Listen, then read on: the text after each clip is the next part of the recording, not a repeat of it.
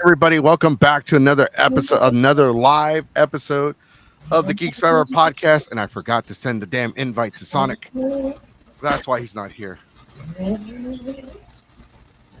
Makes sense. Whoops. I can hear your dog breathe. Damn. I can hear her breathe. Mullet's dog. Yeah. All right. I am your host, the one, the only, the notorious, the infamous, the most chaotic panelist and podcast host. And all of you acknowledge me. Acknowledge me, for I am your Mexican king. I'm not the tribal chief, but I am the king. And joining me, he's not here. He might be here later. I don't know. We'll see. But joining me is actually, they are now award-winning cosplay model and cosplay prop maker, Fire Winter's Adventures, and Mr. Clint, who they entered their first cosplay contest and won their first award at Anime Texas. Yeah, first place novice. What's up, Geek Cred Trivia? Welcome to the show. Got a lot of things to talk about. We're going to talk about the good, the bad, the review of Anime Texas that happened this past weekend. Talk a little bit about Anime Houston this coming weekend. Louisiana RetroCon will be joining us later today as well for a short interview, because their convention is happening this weekend in Louisiana. And we'll make fun of Deacon Rap a little bit. And hopefully Sonic runs the skinny. I don't do the skinny, but for those of you that don't know, James Earl Jones did pass away today. Unfortunately, I don't know the full details as to what happened. He was in his 90s. He unfortunately passed earlier. Like I said, I just found out. I haven't really had a chance to really look up all the information. But our thoughts and our prayers go out to his friends and family. And, I was a big fan of his. I loved him as Darth Vader, Mufasa. I'm definitely a big fan of his. I also remember him in The Sandlot. I'm really going to miss his work. But, yeah, I'm actually kind of sad now. I completely forgot that was him in The Sandlot. Yeah, he was only in there for like towards the end, and it was only for a bit. It wasn't very long, so a lot of people don't remember. All right, so for those of you, and Beetlejuice came out this past weekend. If you we haven't seen it. I don't know how it did well in the box office. I know Deadpool and Wolverine is still doing great in the box office. It's still, it might not be number one, but I know it was number one for a while. And for those of you in the Houston area, we are planning a get together for Sonic the Hedgehog 3 in December. Oh yeah, he was in the Big Bang Theory. He was in the Big Bang Theory with he made a cameo in one of the episodes. As himself? Yeah, he played Sheldon runs into him. He's like, You're let me guess, you're a fan of Star Wars. And like, so am I. Like, yeah, he it was great. I watched the Big Bang Theory because I like to put on a show and let it play in the background while I fall asleep. It's like, that's my white noise. So, like I said, I don't have a skinny. Sonic usually runs a skinny. But I will say this: the Sonic Cafe that was open, its last day was yesterday. I missed out on it, unfortunately, but it's not a big deal. I do love Sonic the Hedgehog, but I'm not a super big Sonic the Hedgehog fan, so it is what it is. And there's a cosplay dance party this month. I'll get the details as we progress through the show. It's in Houston. It's at Numbers Nightclub. We will be there. We're trying to donate a prize, so we're going to see what happens. But other than that, like I said, Sonic runs the skinny. I don't really gather that information. That's his thing. All right, so let's go ahead. Welcome, guys. Thank you for first off, Winter. Yeah, well, thank you for coming back. Nice to be here. Beetlejuice is number one at the moment. Deadpool and Wolverine is number two. Well, I don't know. I'm not a big fan of Beetlejuice. I know I'm going to piss some people off. I was never a big fan of the movie or the cartoon. Oh, I forgot there's a cartoon. And I don't for a while I thought the cartoon came first and then it was the movie, but no, it was the movie, then the cartoon. And then there was a guy running around named Beetlejuice who doesn't look like Beetlejuice at all. So there's all that. If you So didn't know who Beetlejuice was, and they showed you a picture of him and like the movie Beetlejuice, I'd probably pick him to be actually what Beetlejuice really is. right. Well, I didn't know the dude, like the guy, the short guy. I didn't know. I've seen him before, but I didn't know his name was Beetlejuice until like a year ago. So I I don't didn't even know remember who he where he was. originally came from. Was he a Howard Stern thing? He was in an episode of WCW back in the late '90s. So it's way further. So I don't even know where that came from. But all right, so let's talk about Anime Texas. I unfortunately missed Friday because I had to work. My ride showed up late. Plus, it sucks because they shut down 45. It's like we went to Southside near Hobby Airport to pick up some stuff. And then we were coming back and they shut down the freeway for like almost 10 miles. Like I'm not even kidding. All like inside the loop, inside where downtown is, it was shut down for the most part. Do we know why? Construction. At first I thought it was a car wreck, but they shut down so much of the freeway and they didn't even have the manpower to work on that much freeway. And it was shut down over the weekend. I don't know. Maybe they were replacing signs. Maybe they were doing something. I don't know what it was, but what should have been a 30-minute car trip turned into like an hour. Like it Yeah. sucks. Man, it has to be some type of damage to do it on a Saturday at that time because everybody is on 45. Everybody's going, downtown or going out. Well, they shut it down Friday night. Oh yeah, Friday night. It was either same way. Whatever. It was shut down all of Saturday, like the whole day Saturday. See, I feel like it has to be repairs, but whatever. They do that. There's probably some damaged reflectors that they had to get right then, right there. Always take Hardy Toll Road if you can. I am poor. I is of the poor. I call the Hardy the Houston Autobahn. Just get on there, and go however fast. Were y'all at the con all day Friday, or when did y'all get there Friday? Yeah, we got there right at 3. Yeah, we got there at 3. It took me a 'cause while to get whenever ready though. first time I tried to go get our badges, they said, "Oh, we're not open till Badges. 3:30." Let's talk about the badge. Do y'all still have it? I can go get one. Hold on. All right. Yeah, So let's show the badges. They're so badgy. badgy. Yeah. But yeah, So we were there Friday.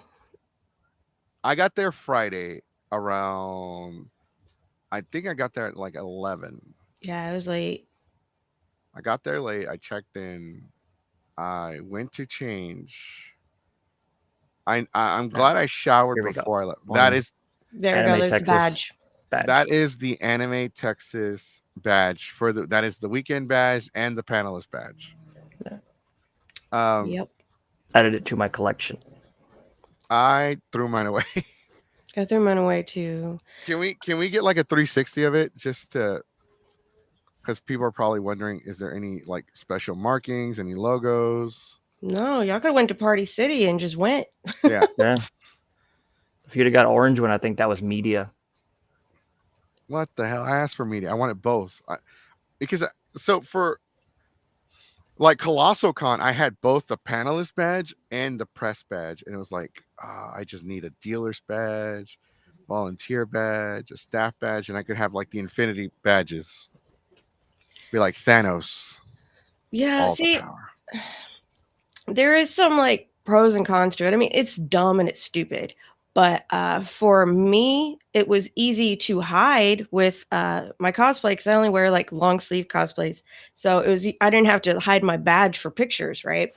But then again, there we go. People that don't have long sleeve cosplays, they can't hide that. So I thought that was kind of dumb. All right, joining us is the man with the plan, the Ayatollah of rock and roll, the one and the only, the Texas Gaming Hedgehog, the one that will spin dash his way into your hearts, into your wallets, and maybe into your ears. Keyblade Sonic, and he runs a skinny. Shouldn't that be the other way around? because we're already spin dashing through their ears anyway. Yeah, it's true, but you're Hi. also voice talent. So Yeah. Hey, everybody. Hi. Sorry for running a little bit late. he was eating at the Sonic place before they shut it down. Yeah, yesterday. Is that like a pop-up? Yeah, it was a pop-up. A lot of people were kind of surprised about it. I remember posting about it like a couple days ago, like, oh my god, I thought this was permanent. Like, no, it was always going to be a pop-up. Like, they made it clear a couple times. They actually extended it. Yeah, it was supposed to end like early August, but they extended it for like another month. So I did go to it last night. It was not bad. It was pretty fine. Just soaking it all in the last few moments of it. I'm just hoping they come back. Maybe. It just depends on like demand and all that. Demand, and if like certain people Sega. don't stock them, and Sega, and like yeah, I'll come back. Yeah, I'll bring that up after the show because there was something that happened about that. Oh shit. Okay. Yeah. So we were just talking about the badge. Show them the badge. Badges look. Well, it's true. Their badges were really nice. Like the first year, we didn't go to the second year. There's a marking on it. There you go. So it's just nothing but it's nothing but bull. Wow, that's it. No, like lanyard. No, nada. Wow, that's the weekend badge. To be fair, I mean, it did survive a shower, and I'm a very sweaty human, so it survived that too. So it survived the gym. I went to the gym Saturday, was there for almost 3 hours because we left when y'all were going to the what do you call orientation for the cosplay contest? What is it called? The pre-show judging. Yeah, no, it wasn't prejudging. Was it prejudging? I think so. Because y'all were prejudged before in the day. It was just getting set up because it took a while, to rehearsal. Sit there it was and rehearsal. There we go. Dress rehearsal. Dress rehearsal. So we all went downstairs at the same time. So okay, we're going to dress rehearsal, and then we went to the gym. Me and Eric went to the gym, and we walked back, and they had already won like first place novice. And so I don't know. That's a long and a cosplay competition is always pretty long, so that's I guess around how much time we spent. The gym was like literally a block away, like it was a 3-minute walk. A nice walk too, because it's a nice hotel. They had really cool stuff outside. Man, the road that leads up to the hotel is brick, right? So it's hard to tell if it's a road or like a sidewalk for a park. Yeah, even knowing that it's a road looking down like from my room, I was like, you can drive there? Because we call and like, hey, how do we get in? We can't find the road. He's like, and then we saw a car drive on the road. Oh, that's not a sidewalk, that's a street. It's just a fancy street. So yeah, it was great. It was fancy. It was just the walk to the gym was nice, man. It wasn't too hot. The sun wasn't whipping my ass like I owed it money. Did you look at any of the cool like stuff? Like the statues in the water kind of creeped me out. But then we walked and we found the other statues, and they were like interactive, so you could move this thing and it would make the trumpets would make noise. It was really cool. They call it like invisible music. There's a bunch of like copper pipes with ball valves, and you shut the valve and it turns off and to open it back up. Hell nah, I didn't check shit out. I'm Mexican, and there was already security following me everywhere. It was nice, and that's one thing I can say. Like Anime Texas, I didn't go last year, but I went the first year, and it was at the resort. I don't know where it was last year, but it was at the resort, which was really nice and really cheap. Really fucking cheap. And then this year it was pretty cheap too, and the hotel was really nice. So I could give them that. Is they go to really nice places. I think the hotel last year that they were at was that over like near the Galleria. I think it was. It was near the Galleria because we walked to the Galleria. Royal Tenesta. There you go. Mm-hmm. Was that one? Was that one really nice too? I didn't go, so I don't know. I just knew that it was there. Has to be, right? Yeah. I'm never okay. This is what I get for going on Etchy Expo's Discord and trying to advertise the podcast. I saw Wiener. Well, it's I mean, Etchy Expo, so it shouldn't yeah. be surprising. I'd be surprised if you didn't. Yeah. I can't even type anymore. We're like I'm advertising. We are reviewing Anime Texas, owned by Fandom.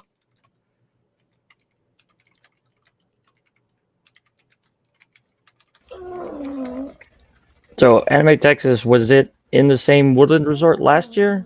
No, so sorry, I was You weren't trying to put that listening. It up. was Galleria I was area not. last year. So I was not listening. like so this was Spring Texas. The first year was the In the Woodlands. Woodlands, Mhm. yeah. It wasn't because it was fancy. It was fancy as hell. Like they had golf courses. Like all the caddies looked like they were related to me.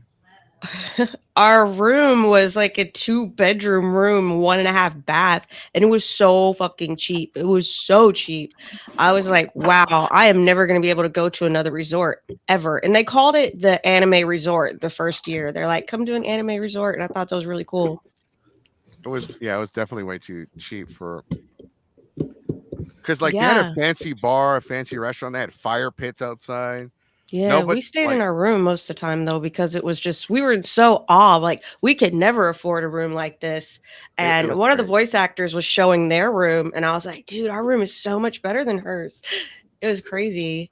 So I could give them that. And then I'm assuming the Galleria was really nice too.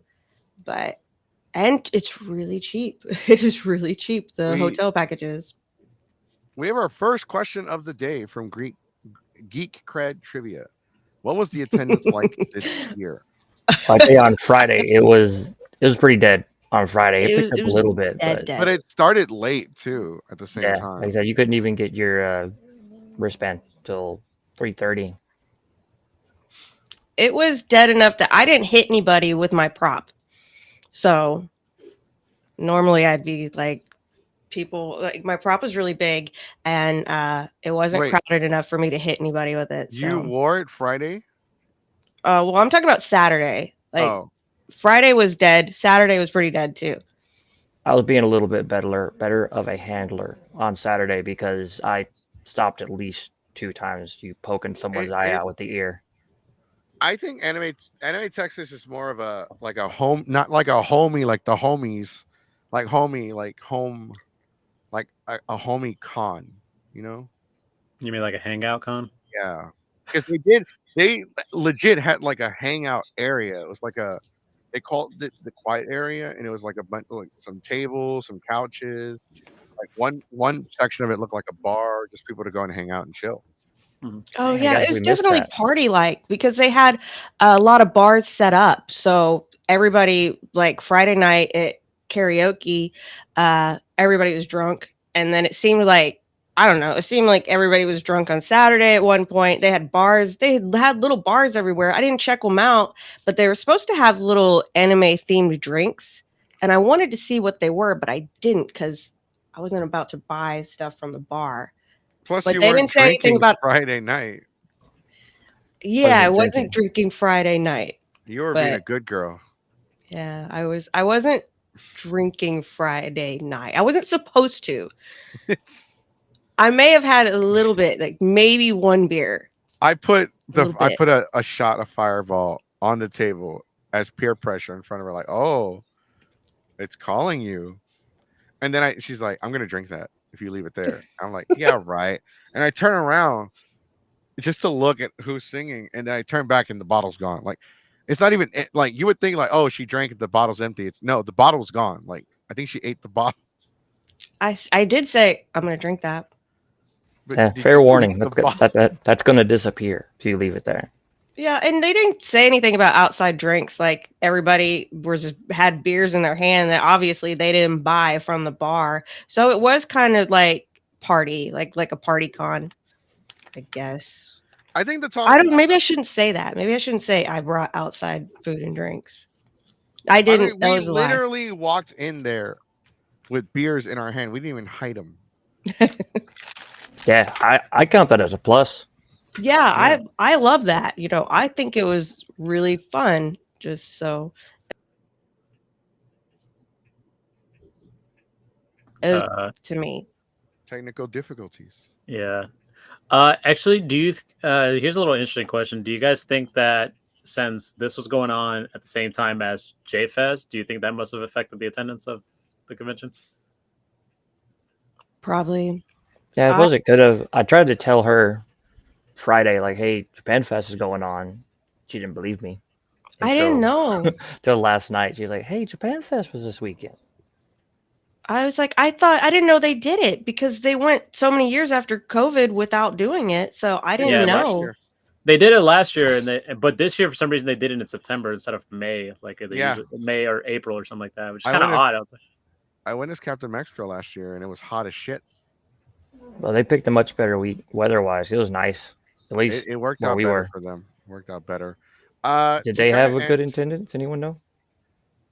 they Yeah, I I think they did. I heard people say that they left. For example, someone I knew left the house like around like 11. They weren't able to get like parking or something till like 1 o'clock, 2 o'clock, and by the time they got to the actual festival, like it was like really packed. It was like hard to get anything, and like it was even hard to get out. That's what I heard. I wasn't there, so I don't know. But yeah, I heard Mm, it got traffic wise, it's just terrible in that I area. imagine Herman Park sucks anyways. We always park at this bike place, like a bike place. Where is it that we I think it's like park? a. I Like, think it's like a bicycle museum. It's a few blocks out. yeah. Yeah, yeah. so we And always park there and just walk. Herman Park I is a nightmare. I hate Herman Park because last year this stupid lady. Oh, my lights are on. I gotta turn them off. This stupid lady like got out of her car.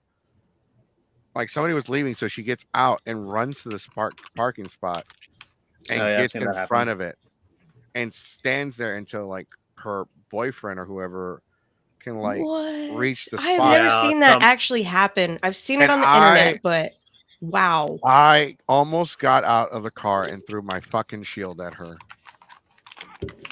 because I'm like I was so pissed. But we found a spot like 5 minutes after that. But and I did the same shit. I'm like, you know what? Fuck this, and I did it too. I'm like, what? What? I'm an asshole. Um, but like I think could it have hurt Anime Texas, and I'm actually want to address this question as well. But did it hurt? Maybe, maybe not.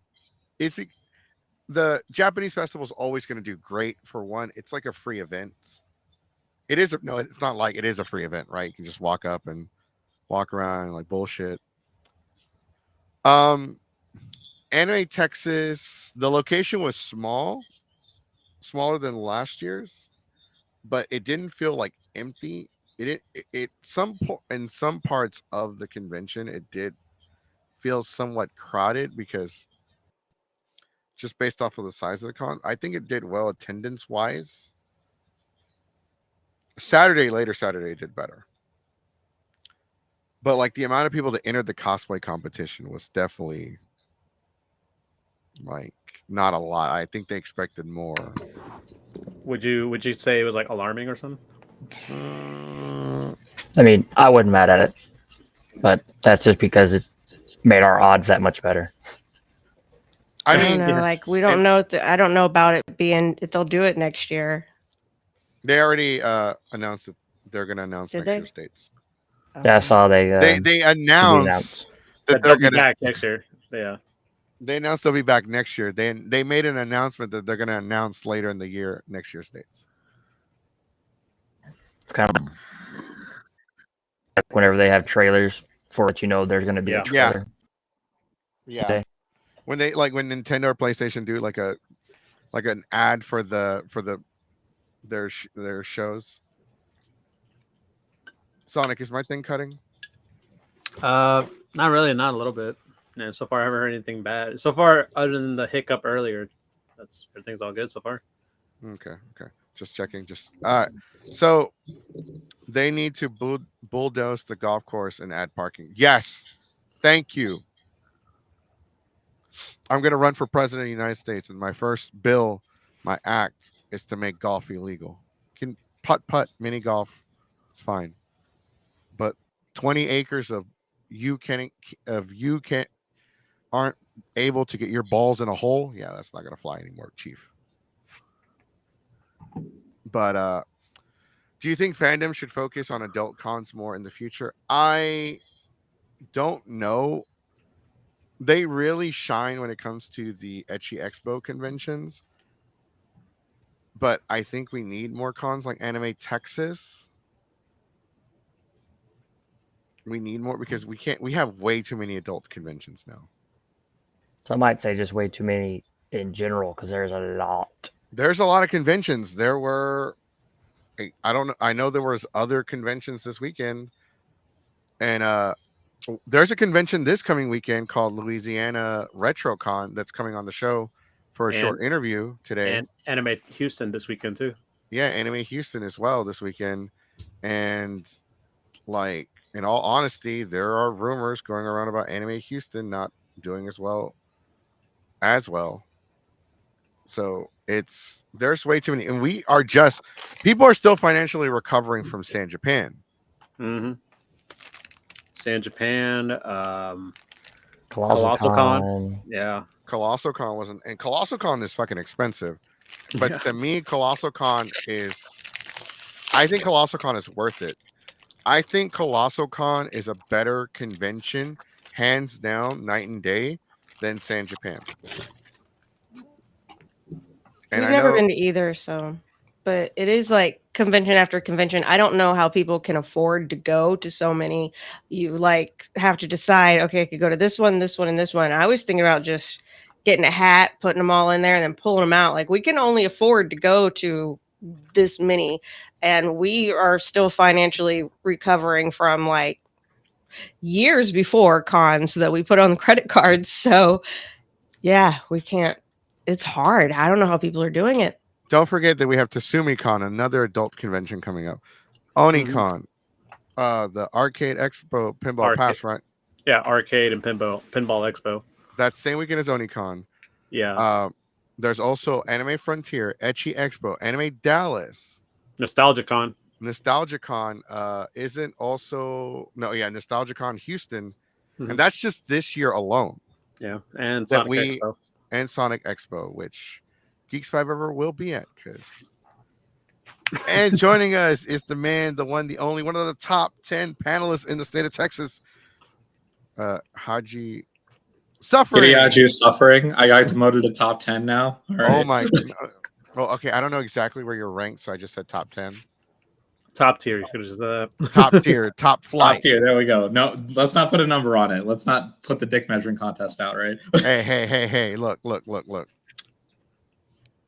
Let's not say things we don't mean. Okay.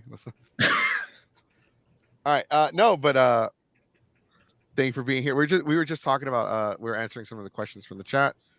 Like, do you like? So one of the questions that we will ask you, because you were there Friday. Do you think, how was the attendance throughout the show this year, in your opinion?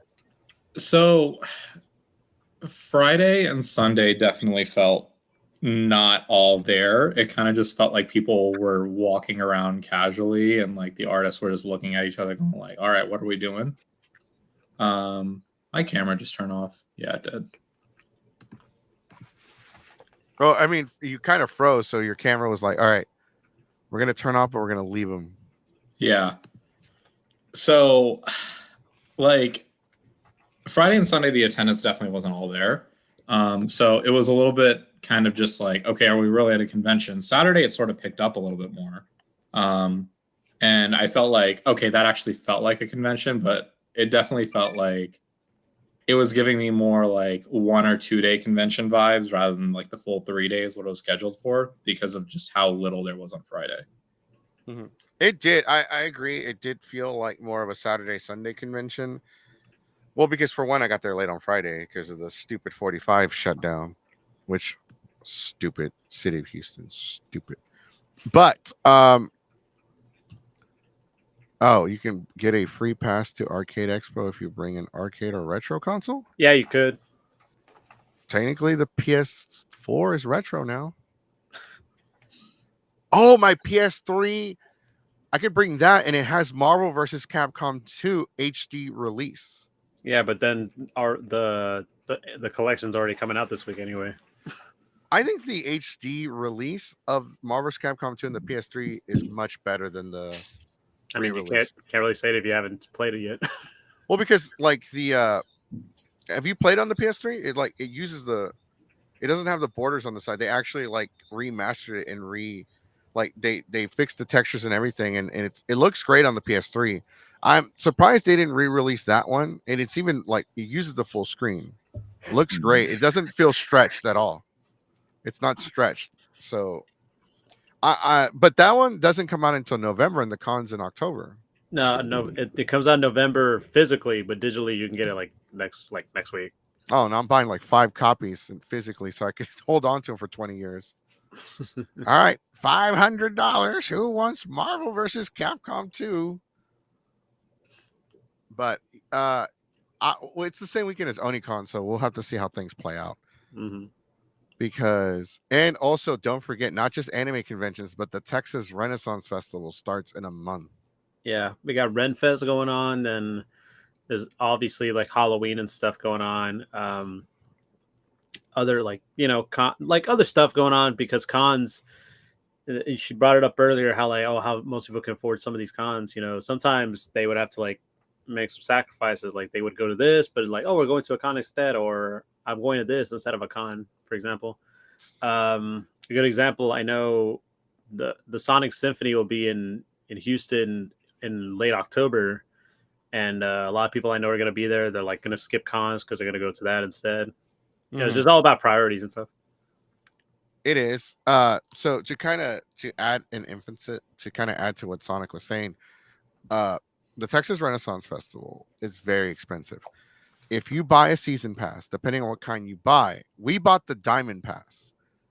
I get entry into every day of the fair. I guess preferred parking, which is going to make no sense for me.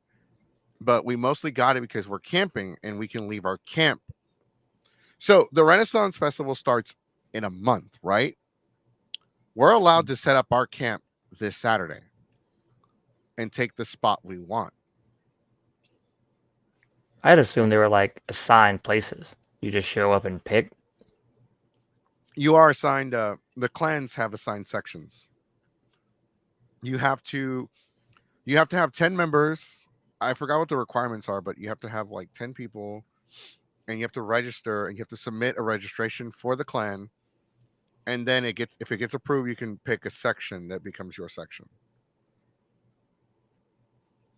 But for the Diamond Pass, it was $877.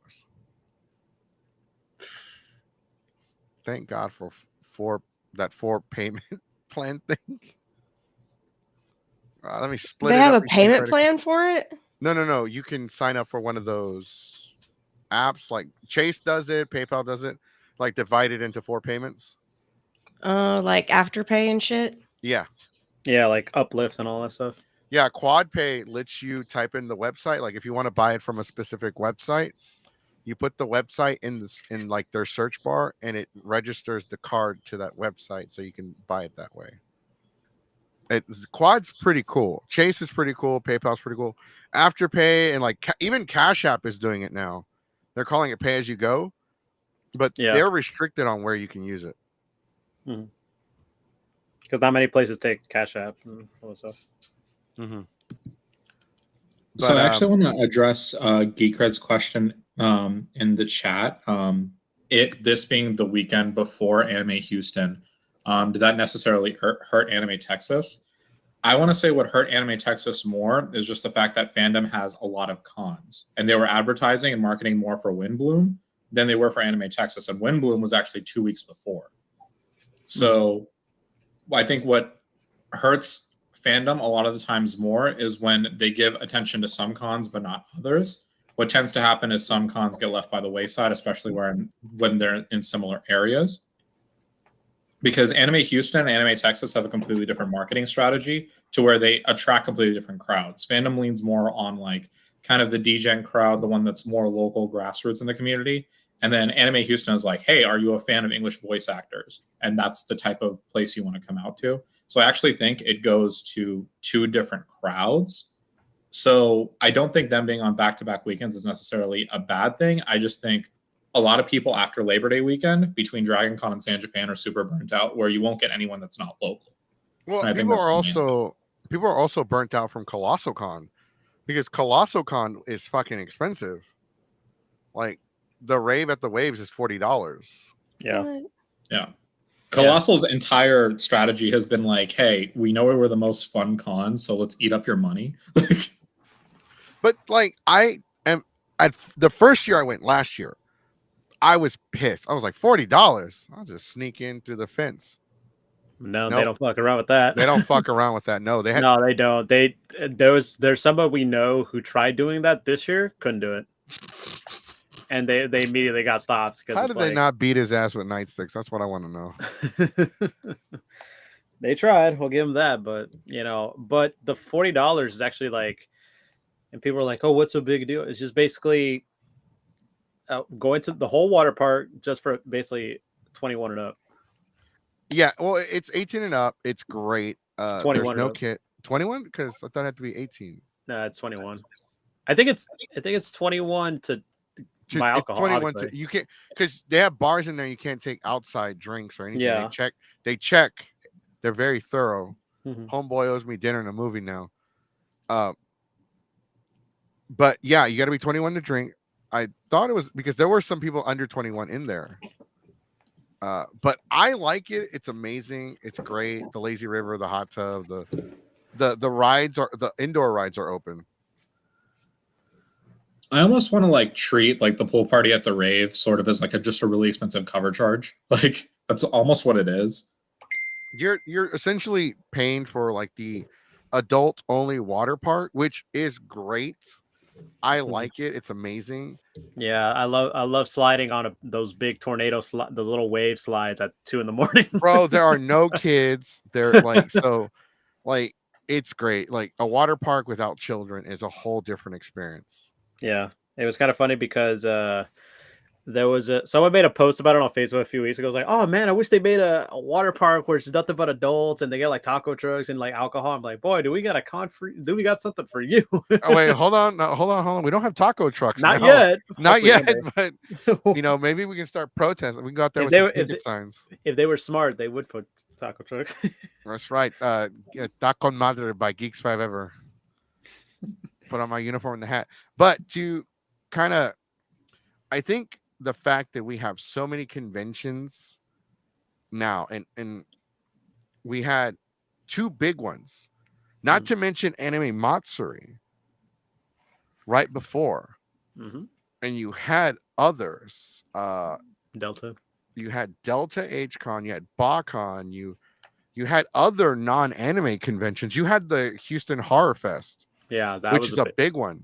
That was a big one. It actually, there were people who told me that they actually admitted that, yeah, I think that kind of like hurt Matsuri in attendance numbers. I mean, I'm not saying that's a bad thing. I mean, Anime Matsuri being Anime Matsuri hurt Anime Matsuri. Yeah, that's always it. It just feels like whenever you try to, everyone's afraid to compete with Matsuri. That's an anime convention, but they shoot themselves in the foot with everything that they do, right? So. People snuck into Matsuri with last year's badge. Matspooky. Oh, speaking of which, as 17 said, Kukui season is starting. So make sure when you go to a haunted house this year, you don't punch, assault, spit on. Don't hurt any of them. Or the actors because they're just doing their job. It's not their fault you shit your pants. Well, I mean, it kind of is, but just a little bit. But if you're going to do any of that stuff with any of the people that work there, make sure you get their number afterward. Yep. But to go back, so I was wondering why there was a lack of panels. They only had 1 panel room, which I am not like entirely mad about because my panels did great. And actually we hit the 800 follower mark because of this weekend on Instagram. Congrats. And we got like 8 new subscribers on YouTube. We're going upwards. That's right. Last year, not last year. When did I fire SJ? Just throwing her a bus like that. uh 2022. We were struggling to get followers, and now it's like it's definitely We're increasing. getting And better. Yeah. yeah, I mean, I didn't mean to throw her under the bus like that. Just the way you say that. When did I fire?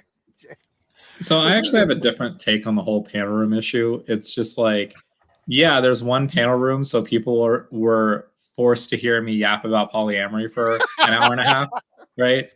But at the same time, I'm sitting there going like, I could tell there was audience members sitting down like that were clearly monogamous and wanted to argue with me, but then I didn't give them the room to argue because it was just like, I'm just saying points that they can't argue, like because I'm just giving them information. And it's just like, oh, like I'm getting more people sort of disinterested by the fact that I'm giving them real content, which feels sort of disingenuous to what a panel room should be. Like I like competing with other panels. Necessarily, not only does it give attendance goers more choices, but it also prevents the people that want to go into the panel specifically to shit on whatever thing you care about, to be able to do that. Now, granted, some panels work to that advantage. Like all Geeks panels that I know, you want the audience members to be shitting on you, right? Yeah, I encourage them, especially during the. Were you there for? You weren't there for Dragon Ball. No, I wasn't. So during the Dragon Ball panel, which did amazing, by the way, at Anime Texas, it wasn't as good as Colossal Con. Like no Dragon Ball panel I ever hosted will ever do as good as Colossal Con. But just so you're aware, like, and this is letting Sonic know, it did almost as well. Because Yeah. like the audience, like we had a family there and they had two little girls. And they're like, yeah, they're watching Dragon Ball. She's only 6 episodes in, and she's like, this is old. Like, this is old anime. And what- like, She's not wrong. One of my favorite, one of the highlights, and this was like non-Dragon Ball related. It shows how much the panel can go to. There was somebody from out of state who was talking about like how like they were like ripping on HEB and like people were booing him. And then what makes it funny This is the is Colossal Con panel. yeah. and we asked him, hey, okay, where do you shop at? Walmart. And he got booed even louder. Yeah, they boot him, and then like we're like, oh, so you shop at the participation trophy of grocery stores. Oh man, I wish I was there. What can you say bad about HEB? I'm like, I love He was from a HEB. different state. Yeah. They don't But have still, HEB I here. mean, they should come here, see HEB, and be like, man, I No wish I store had does an more. HEB. No store. Fucking Yeah. Here HEB everything's is better. amazing. That's right. I was running from the cops, and HEB let me hide out behind the counter. They're like, what can like the more we can Yeah. do for you, the customer. I'm like, fuck which, yeah. Which is ironic too, because like at Colossal Con, like the HEB was like 5 minutes away from the resort. It was even, but in his defense, the Walmart that was 6 minutes away from the resort was fancy as fuck. Like, I took a picture of the outside, and it's like the outside is custom made. It looks like a bunch of like condo apartment, like very homey neighborhood. Like the building was very, very custom made. Walmart groceries are so expensive, though. I'm like, they're better on paper goods. I'm fucking poor. We're broke as shit. So I will find the cheapest stuff. We'll go to like, I know what's cheaper at Aldi. I know what's cheaper at HEB. I know what the Dollar Tree holds. And I know what like Walmart holds. So I know like, oh, we need paper towels. I know where to get them. If I'm like, oh, I need cheese. I'm like, nope, I know where to get them. So it used to be like, bam, bam, bam, bam. But HEB is like, fuck. HEB is awesome. And the prices are awesome. And they do I drink a lot of soda, and they do the like 5.15 and stuff. Sugar-free soda. Yeah, and Zero but Absolutely. now that they're doing those soda sales, I'm drinking name brand. So you saw the name brand stuff we brought. Oh yeah, it was fancy. We're name No, brand now with sodas. No Dr. Shasta, no. Hey, don't No be cola? advertising that. I don't need relatives showing up all of a sudden. All right. So at the Dragon Ball panel, Sonic, nobody here was there, but the little girl, like she was on the dad's phone, right? And I was talking about anime in Mexico, and I started talking in Spanish a little bit, and she looks up, and then she said something, and the whole panel, like I start laughing, the whole panel starts laughing with me, And I'm like, I guarantee you, when they get home, she's gonna be like, "Daddy, Daddy, why was the man talking Taco Bell?" And everybody laughed at that. It was great. They were great sports. Like the Dragon Ball panel this year did amazing, but the best panel that I had that I hosted was the fan fiction panel. The terrible fan fiction panel this year was amazing. The room was almost filled. It wasn't a big room, but for a con that size, that was a great crowd. And someone peer pressured me, bro, into reading the fan fiction with a Spanish accent. So I read Bill Clinton and SpongeBob again, where they hook up. And to kind of like, for those of you that are watching, to simulate the accent, I'm going to start reading the comments right now. So let me see. Do you think the fandom should focus on the adult cons more in the future? The children's museum with no kids. Sabes que I got a lot of resorts and I love the water, pero yeah, I'm way over the keys in the pool. Pero sabes, and I read it with the accent. I would say some words in Spanish, and I even changed some of the words so it would make like it would sound better with the accent. And people were like laughing, and people were walking in on like at the worst times during the story. Oh, And man, it that was was the best great. part. Like It was great. as soon as they walk in, their reactions were the best. Like, The what the reactions were great. fuck did I just walk in on? Damn. I remember one guy walks in and in the most deadpan Hispanic accent, Goku goes, "Horse fucker." I did. Was that one during the Shrek Donald Trump story? Yeah. Yeah, that was great. Apparently, John Cena's married to Doge, the dog in the story. I feel like someone's gonna make an AI about that. So we are going to peer pressure Suffering to do fan fiction with me in an accent as well. So for those of you who don't know, I am of South Asian descent. And whenever I did these fan fiction panels about 10 years ago, I would often get peer pressure into using my appropriated Bollywood accent that would sound hilarious. Give us a tidbit. Do the accent. Peer pressure. Do it, Just a do little it, bit. do it, do it, do it. Shoot, I don't think I've ever charged higher than $30, even in Dallas for a rave. And usually I have an international headliner. Okay, Being I'm so dragging close you. to SJ has more impact in my mind. Okay, I'm definitely dragging you to Onicon with me if they approve fan fiction. This is gonna happen. Welcome, welcome to reading fan fiction with an accent. Which Back one would after you 10 like? years, today? baby. Now if I get a cosplayer back me in a cosplay game, I'll be fully ingratiated again. The panel was amazing. Like that was the best panel in my opinion that I've It has ever inspired hosted. me to write again. I am going to I was like, we're both like, we're going to write some fan. I used to write erotica, and I was like, I'm just going to go through my old erotica and just change up some of the characters. Why does everybody want to write smut? Like I'm tired of reading smut. Shit's hilarious. It Oh is man, cool. mine are pretty bad. He's Mullet is saying that he's gonna write some. He'll probably tone it down a little bit. I am trying to figure out what these. One time I went to a bad fan fiction reading, and the audience read it, and I'm trying to figure out who fucking hosted this because apparently I was a very bad audience member, very bad participant. Yeah, whoever I was don't- hosting, she bullied them into basically, no line. It's my turn now. Just walked up, sat down, started reading.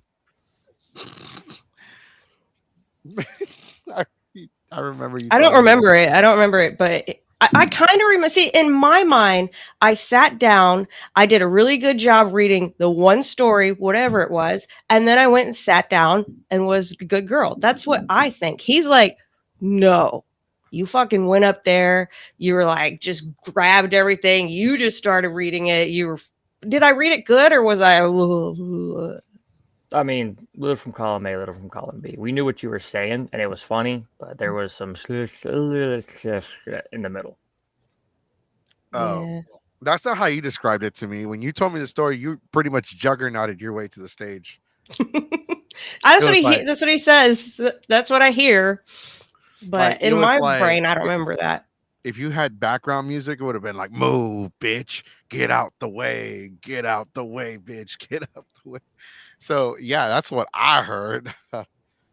But the so because the convention had the main events room and one panel room, they were very, very picky on what panels they were going to allow in.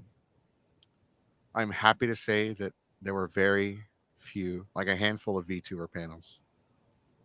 If were there any at all? No, there weren't. Oh, I thought there was like at least two. They didn't even have a VTuber guest. There was like complete detachment from VTubers. I'm not trying to Anything hate other on than, like, okay, it makes it sound like I'm hating on VTubers. You kind of are sometimes, though. What the fuck do y'all want from me? So why did No, they it's only just have like- 2 rooms? Like the hotel had plenty of like doors, like so. I'm assuming they had plenty of A lot rooms. of 'Cause them weren't like a lot of them were like because a lot of panel rooms and like events rooms like those they have backstage areas where they store tables and chairs and shit like that. And they had a whole Halcyon room. does take up a lot of space whenever they guest. So Mhm. I mean, technically they had the special events room as well, but I think But- they only did karaoke and the prejudge or whatever that was for in there. Well, you which can't I would have really. really liked if they did more with that room. It was just like it was kind of like that typical like hotel bar kind of hangout area. So Mhm. I sort of understand why they didn't. I think, yeah, I think because that one, like, would you really run the risk of weaves going in there and breaking shit, especially that 80-inch TV? Yeah. I mean, That was a it nice got broken. TV. I had to get it out of the way. I haven't seen it since. I don't know. Because I think it would have been cool to have like if you wanted to run that side programming, maybe like take all the standing tables out of the way and just kind of have like a little bit of like a mixer or a dance for like an hour or two. I do have some things to say about the karaoke, but I'm going to wait till a little bit later. I didn't have a lot of problems with the con itself. Maybe just the badge thing because I like to collect the badges. Yeah. Because the con was small, and this is me being selfish. Everything was a tad bit cheaper, so I was able to actually get some stuff.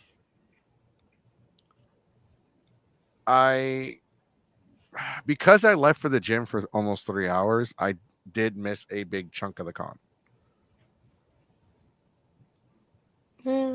Like I would kind of the cosplay contest, like that took up a lot of shit. So I missed a lot of the con too because that took Hey, but a you long came out a winner. time. Yeah, you came out. You went in there a novice and came out a champion.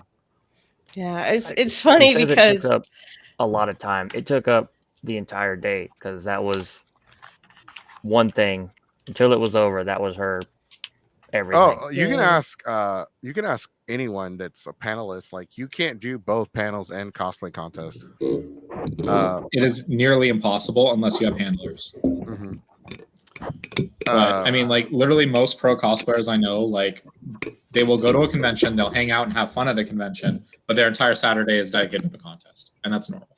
Right, and then panelists, they always schedule a lot of us at the same time as the cosplay competition. It's very rare that we have a big enough time gap between panels to be able to do a cosplay competition. yeah, that was my first time. I've only actually watched like 2 or 3. So I was kind of nervous because I was like, I should have watched more cosplay contest. But so it was the first one I've ever been in. So it did take a lot of time. And I needed, needed my handler and the person who, made that with me the whole time. How many people were in the contest? Not that many. It was but- like 20. Not that many, but I think that even if there's more, I think that he would have won novice. Like when they said, sounds so shitty.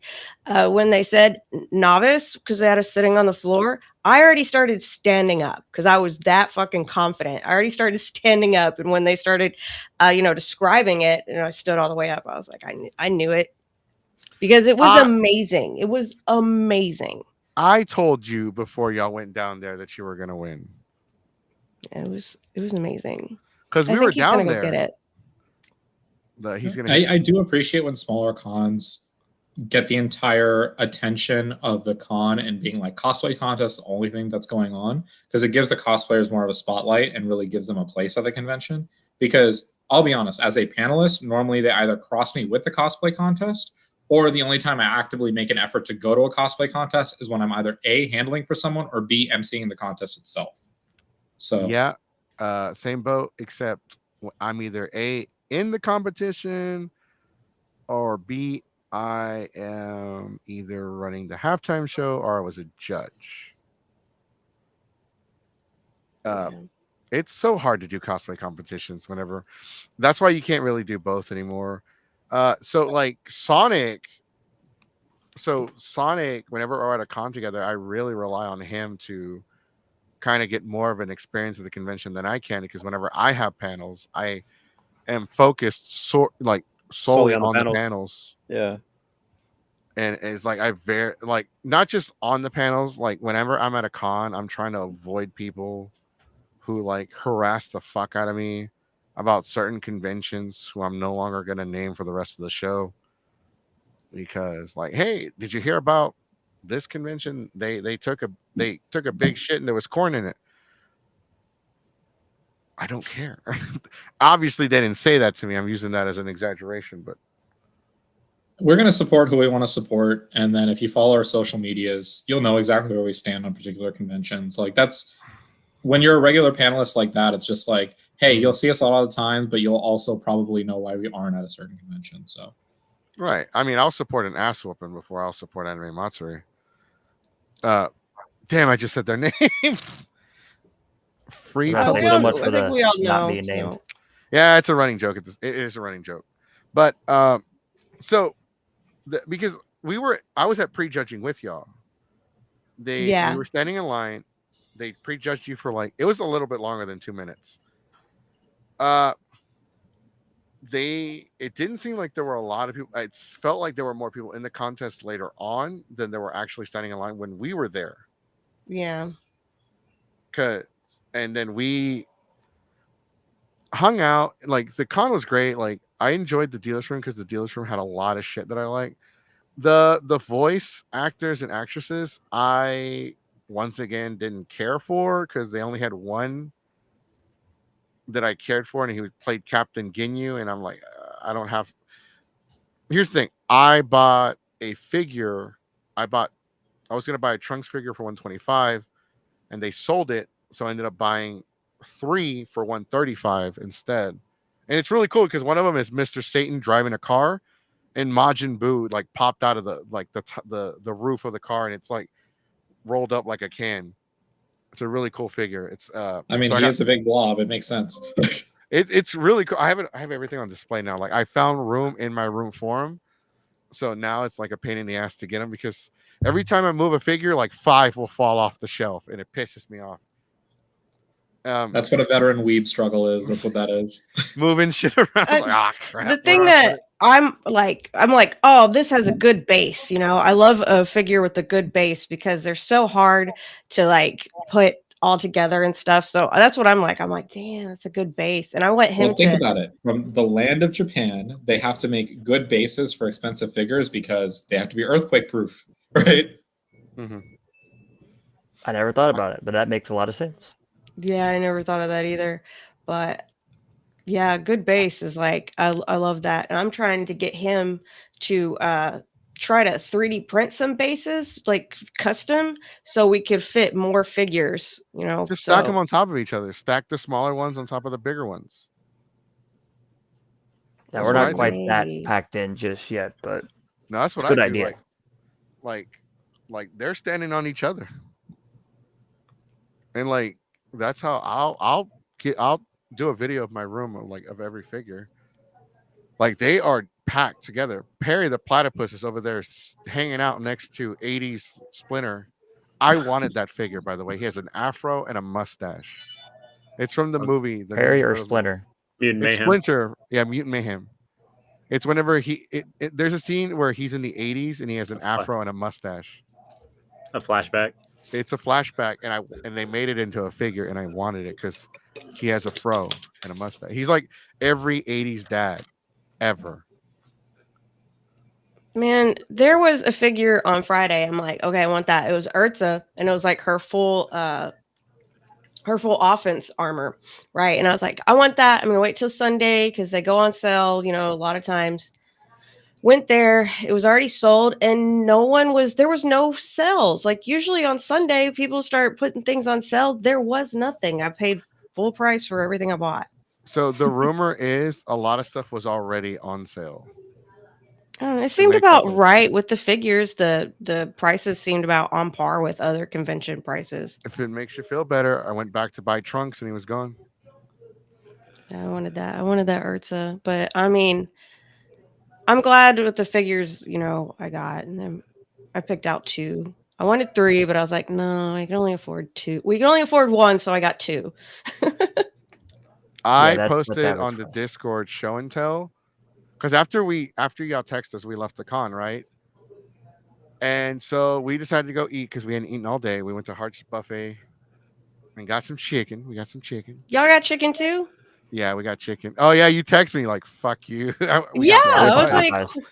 Popeyes. we ate at Popeyes, and it's your fault because you were talking shit about Raising Cane's, and then you were like, well, Popeyes. I'm like, fuck, I haven't had Popeyes in forever. So we Well, go there, we drop like $50. I've never ever spent that much at a fast food place ever. So I'm like, man, we just dropped $50 at Popeyes, and it's your damn fault. It wasn't that good, and I wasn't even hungry.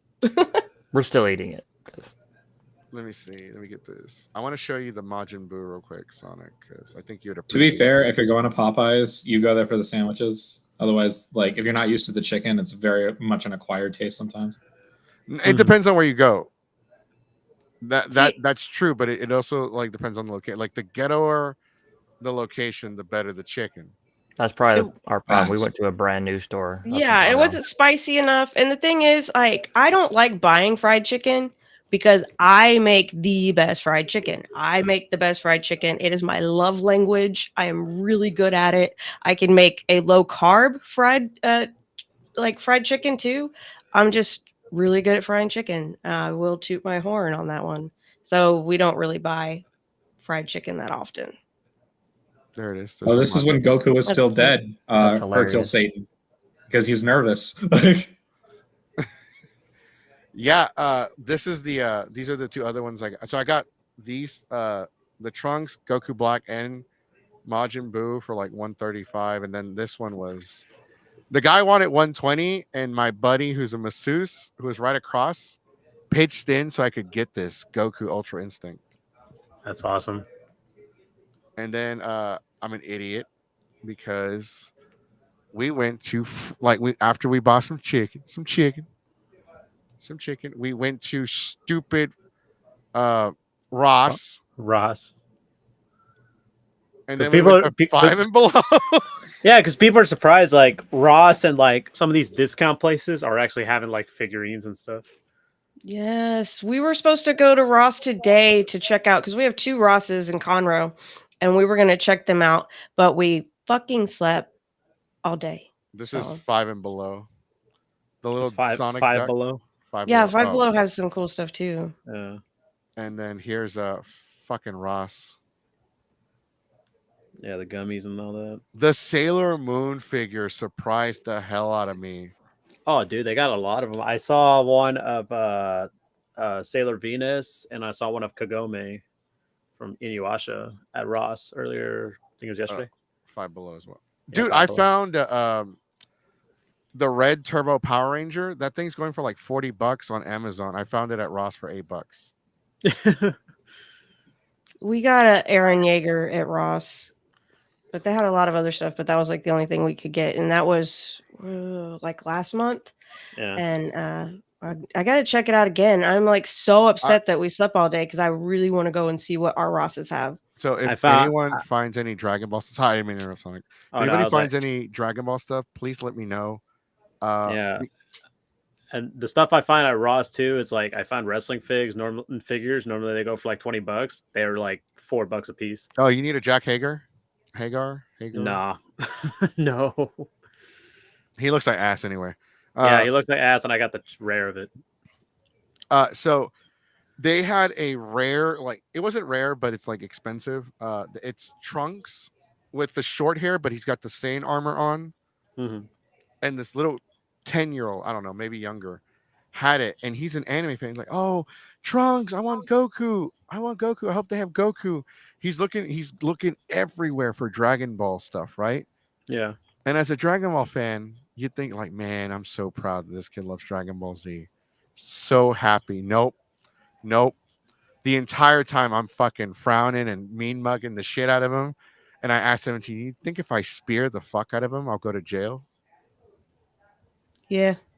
Yeah. I'm like, so I was like, I was staring at his mom's cart because I was waiting for him to put it in the cart. And so whenever she turns her back, I was going to go and snag it.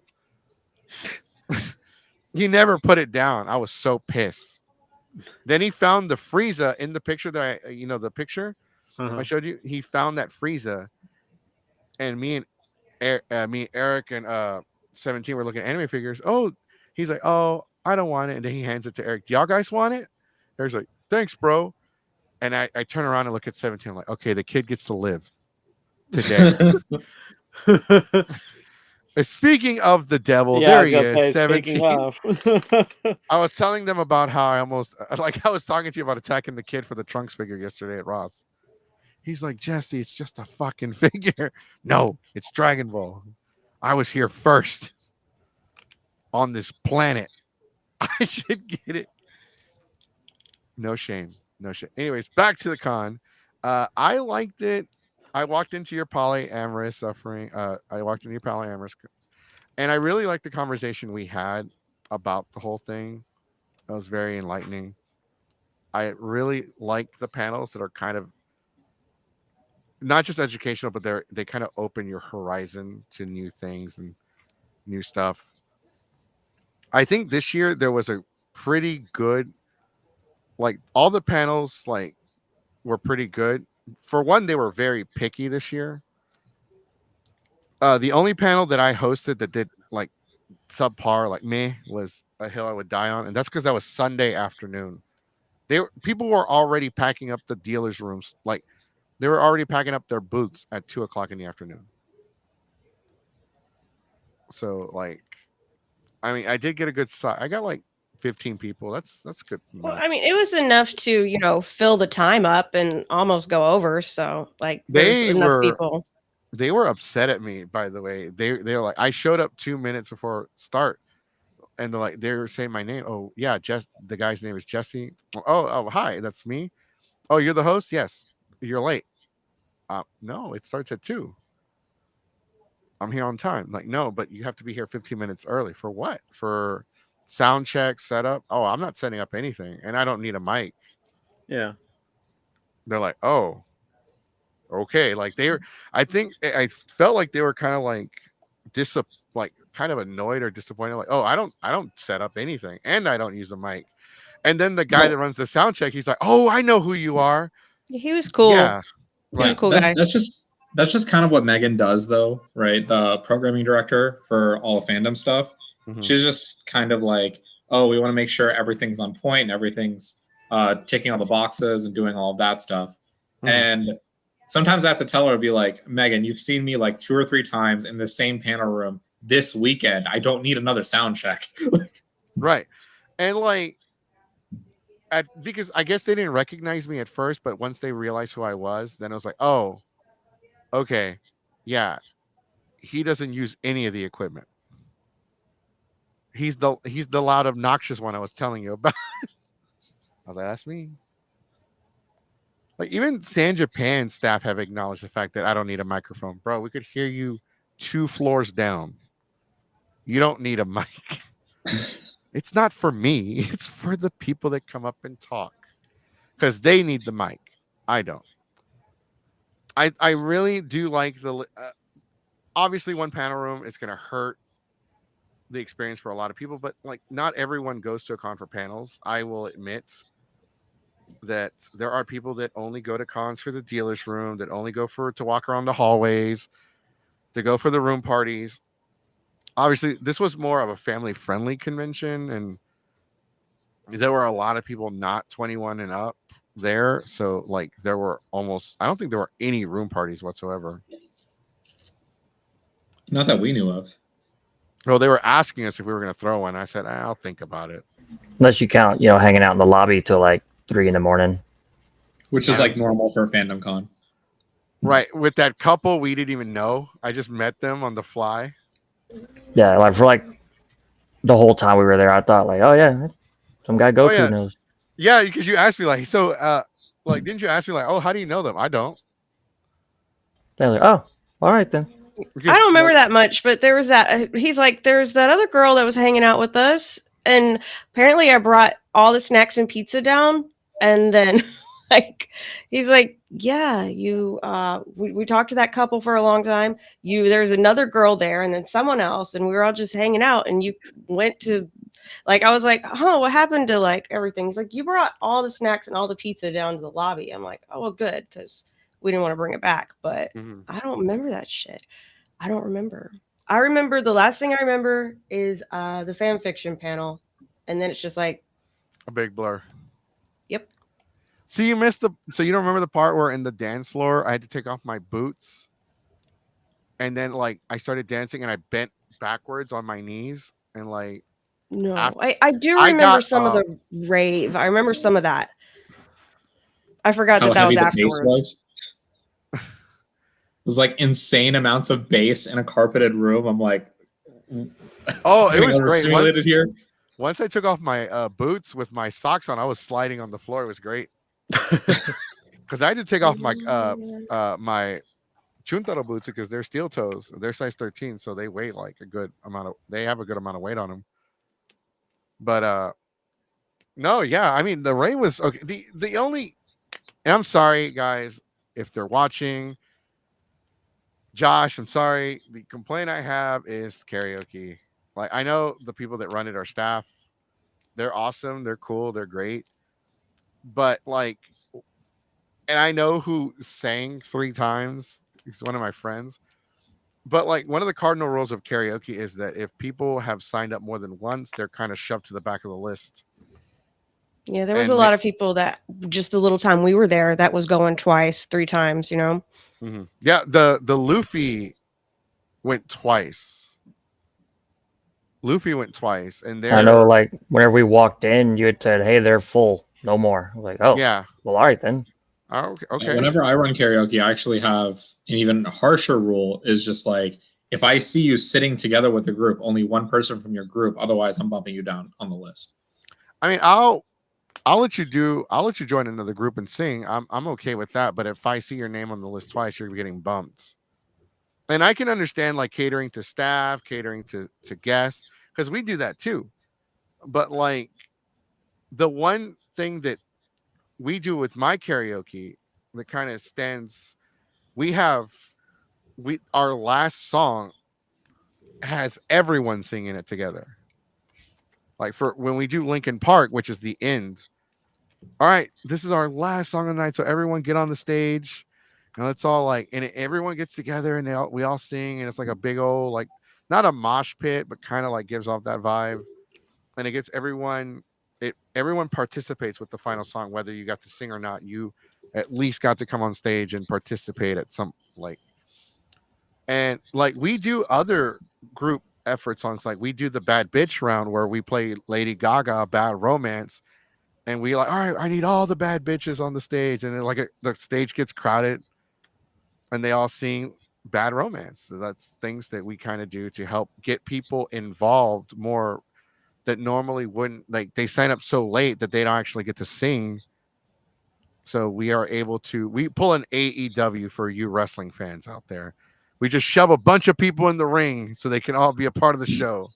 Yeah, the thing that I try to avoid with karaoke whenever it's run is basically you have that tendency of like all of like there's like a group of like 5-7 people and they like all sign up at the same time. They all do their songs in a line and then they all walk out after the last person's done.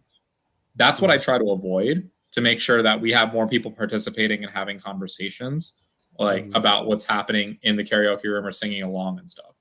So that's one reason I have that rule personally is because I don't want just like a back-to-back and you're just going to dip out of karaoke, because that to me makes the experience a lot less fun because you're not actually getting to know people or getting that vibe. if just all of your same friends are just going in a row and you're just going to leave. Mhm. I Oh, agree. that makes sense. That makes sense. I Never even thought tried. about that. That's why we try to do some of the the round the group songs to get the crowd, and it works for the most part. If you were at Delta at karaoke, for anyone that's watching, you saw like as soon as we do like a community, we call them the community songs, right? People do participate and act out, and then like I don't just host, right? I'll take the mic and I'll tell a joke or two here or there, or like I'll get the crowd involved somehow. Like all of my panels are very, very fan interactive. Like I will either ask, like I'll have you participate in some way, or I'll ask you to roast me or something. But I always encourage people to like at the last one, what was it? Was it fan fiction? Was like, if you want to roast me, do it. Good luck. Try it. See what happens. You're gonna end up in the corner with the horse. Yeah, the dude Yeah. that didn't he like molest the horse? Yes. I think there was a couple people. He was the same guy that wore the pink shirt at A Hill I Would Die On. Yeah. I'm like, bro, you're dressed like Tim. Why do you look like Timmy Turner's dad? And the MC for the cosplay competition was behind the curtain getting some stuff. He hears me say that and laughs so fucking loud. He's like, I'm done. Corey will laugh at anything, though, to be fair. Yes. That's his name. I was all day yesterday. I'm like, what the fuck is his name? To go back to like your karaoke and stuff, I think that when I get up there, I try to get other people to sing with me. I'm always like, come on, the people that wouldn't sing, I try to get them to sing with me. And there's been other karaoke things where I get people to come with me. I don't know. I feel like I have a lot of energy, You got a pretty good and I'm success getting rate. people up there, but then I don't know. Maybe I'm not. Maybe I'm just like, come on. But I always try to do that too. I try to get people. One time at karaoke, I had, when you do the Pokemon song, you gotta have a lot of people come up with you, which Pokemon is cool. Pokemon's cool. What's your favorite Pokemon? Swear to God, if you say Farfetch'd. Vaporeon. Okay, good. Chicken. Your favorite Pokemon is chicken.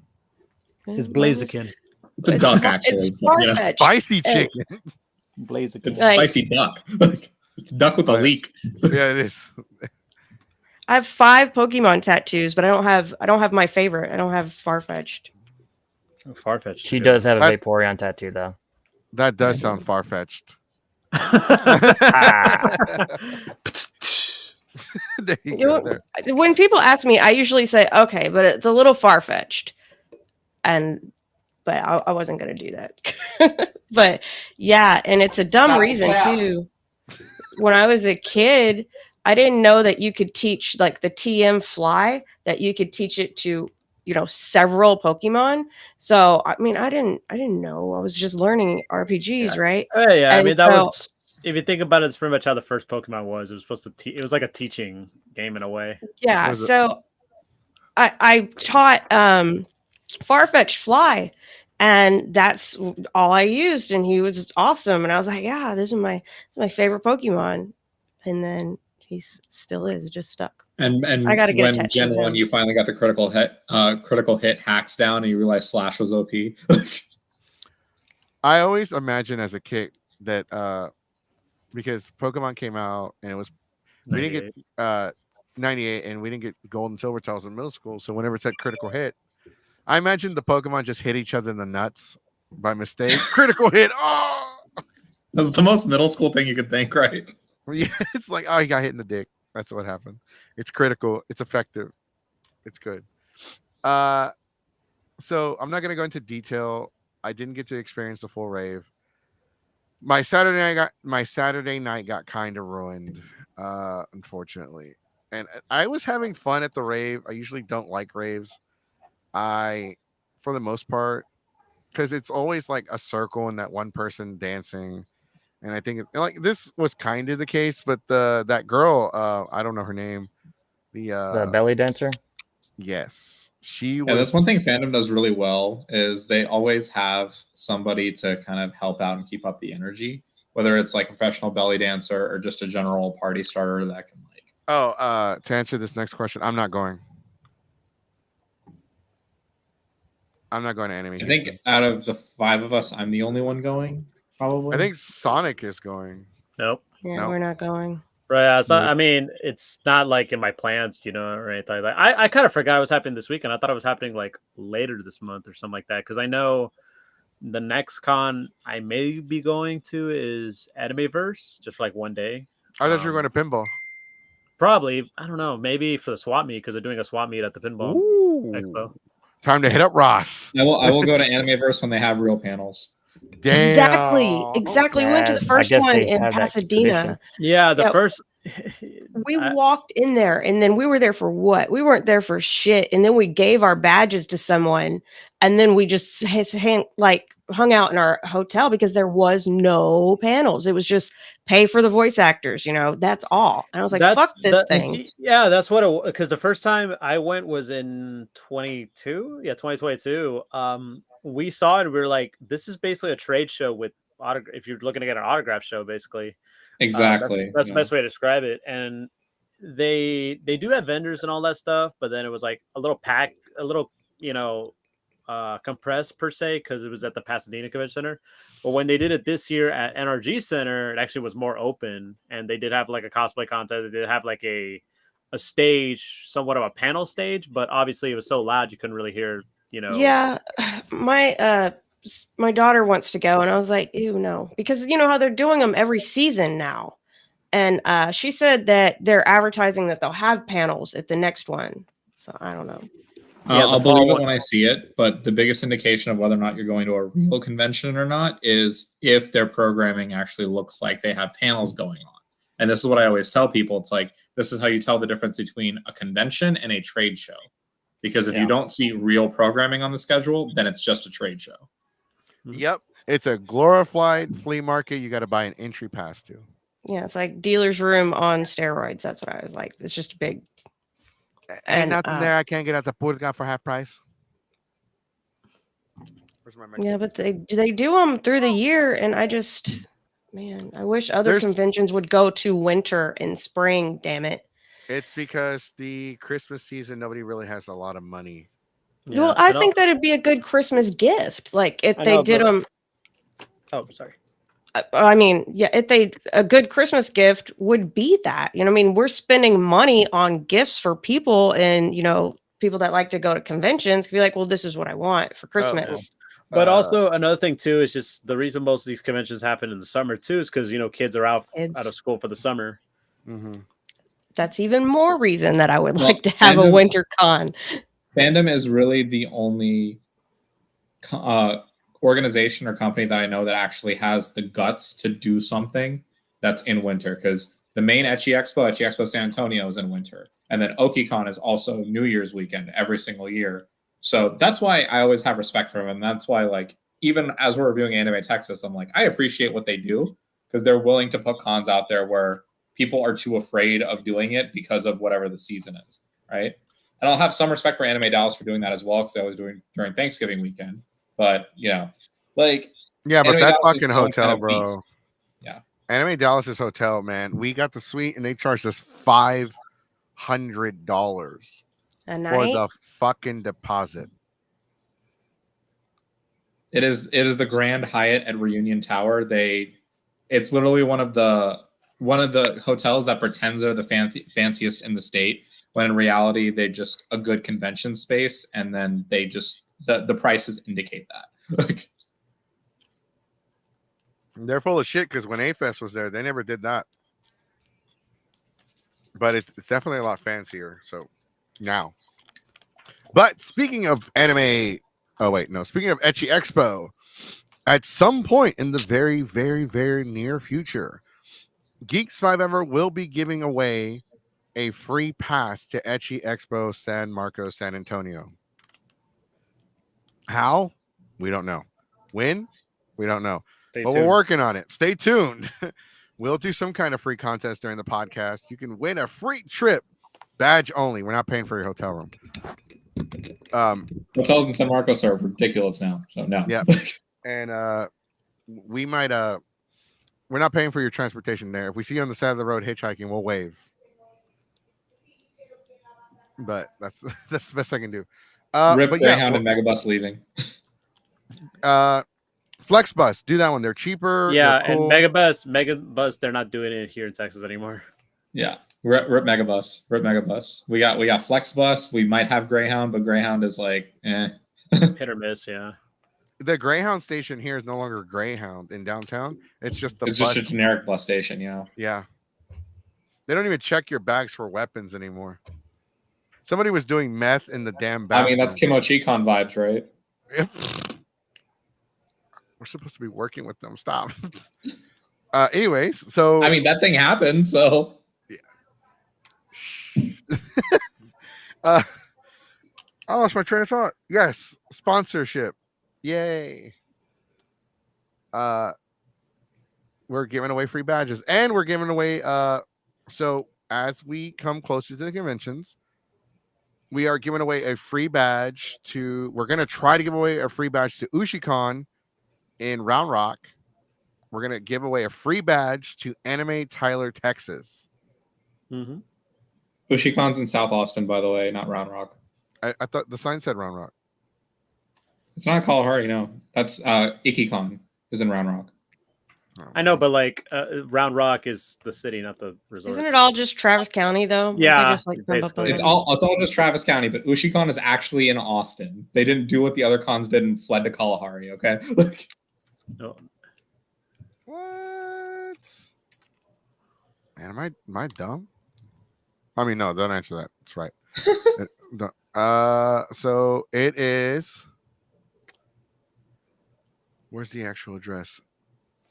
Wyndham something Garden, Austin, Texas. Oh, okay. The sign I saw was old and it said Round Rock. I need to change it. I need to update my advertisements. Yes. So Austin, you know what? It's somewhere in Texas. Damn it. It is somewhere in the Austin metro area, yes. Somewhere Right in the on Round Rock, 35. Austin, San Hop Marcos on your area. fancy computer Terminator phones. Type in UshiCon King Mexico panels, and the thing should tell you make a left turn at Fun Street and not a right turn into bullshit avenue known as Anime Matsuri. Skynet will tell you the way. Yeah, Skynet wants you to have fun and party and destroy your livers because it's cheaper and more efficient if you just destroy yourselves rather than them just nuking the world. Bakan had a fun rave. The thing that weird, like the rave was cool, but I just got weirded out because I didn't expect the burlesque show and the rave to be in the same room. So I was like, whoa. But we did talk to Bacon. So whenever there's more information about BotCon and whenever they figured stuff out, we have offered our services to host karaoke for them. Was it same And- room, same time? Same room, same time. What? For the burlesque and the Yeah, neat. it was interesting. I'm not a burlesque fan per se. I just don't appreciate going to burlesque shows and anime conventions because they're always so crowded. And it's just like there's a line for the same burlesque show that I have access to at any other convention that is also not a professional burlesque show. It's kind of people that are still amateurs but are still good.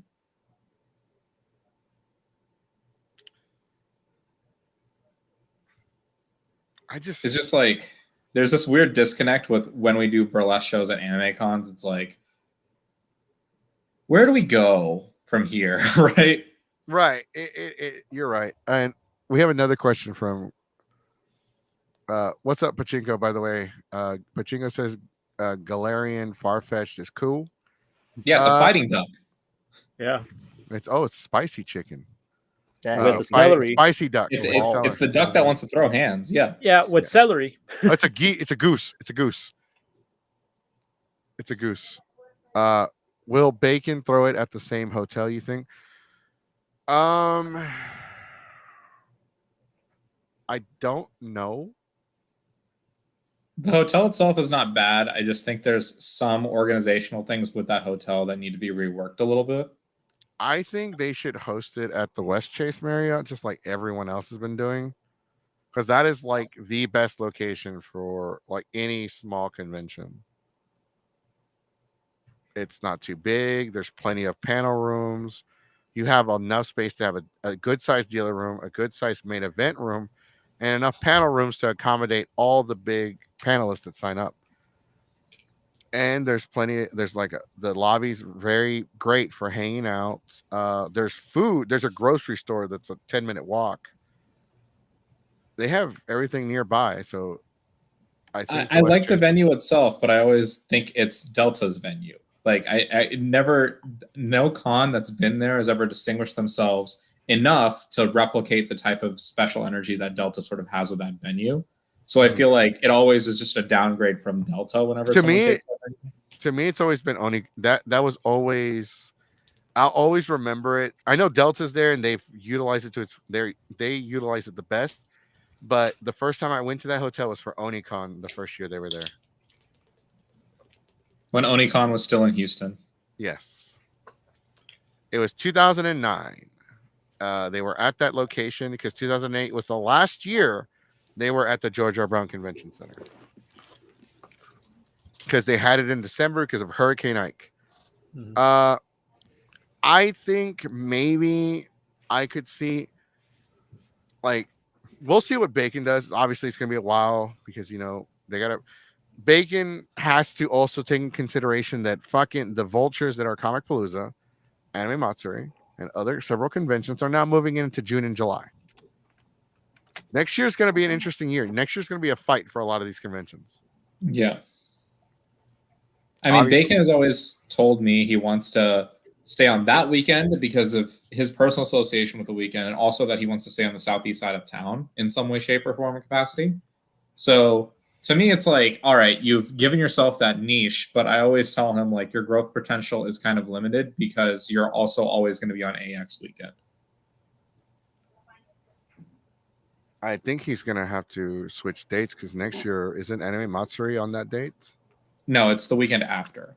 That's It would literally go, if he keeps to a same weekend, it would go Bacon, Matsuri, Delta. what was the convention before? Oh, it was BotCon. Before BotCon, and then it was Etchy Expo Dallas before BotCon. Right. Yeah. Oh my god. Some of these conventions week after week.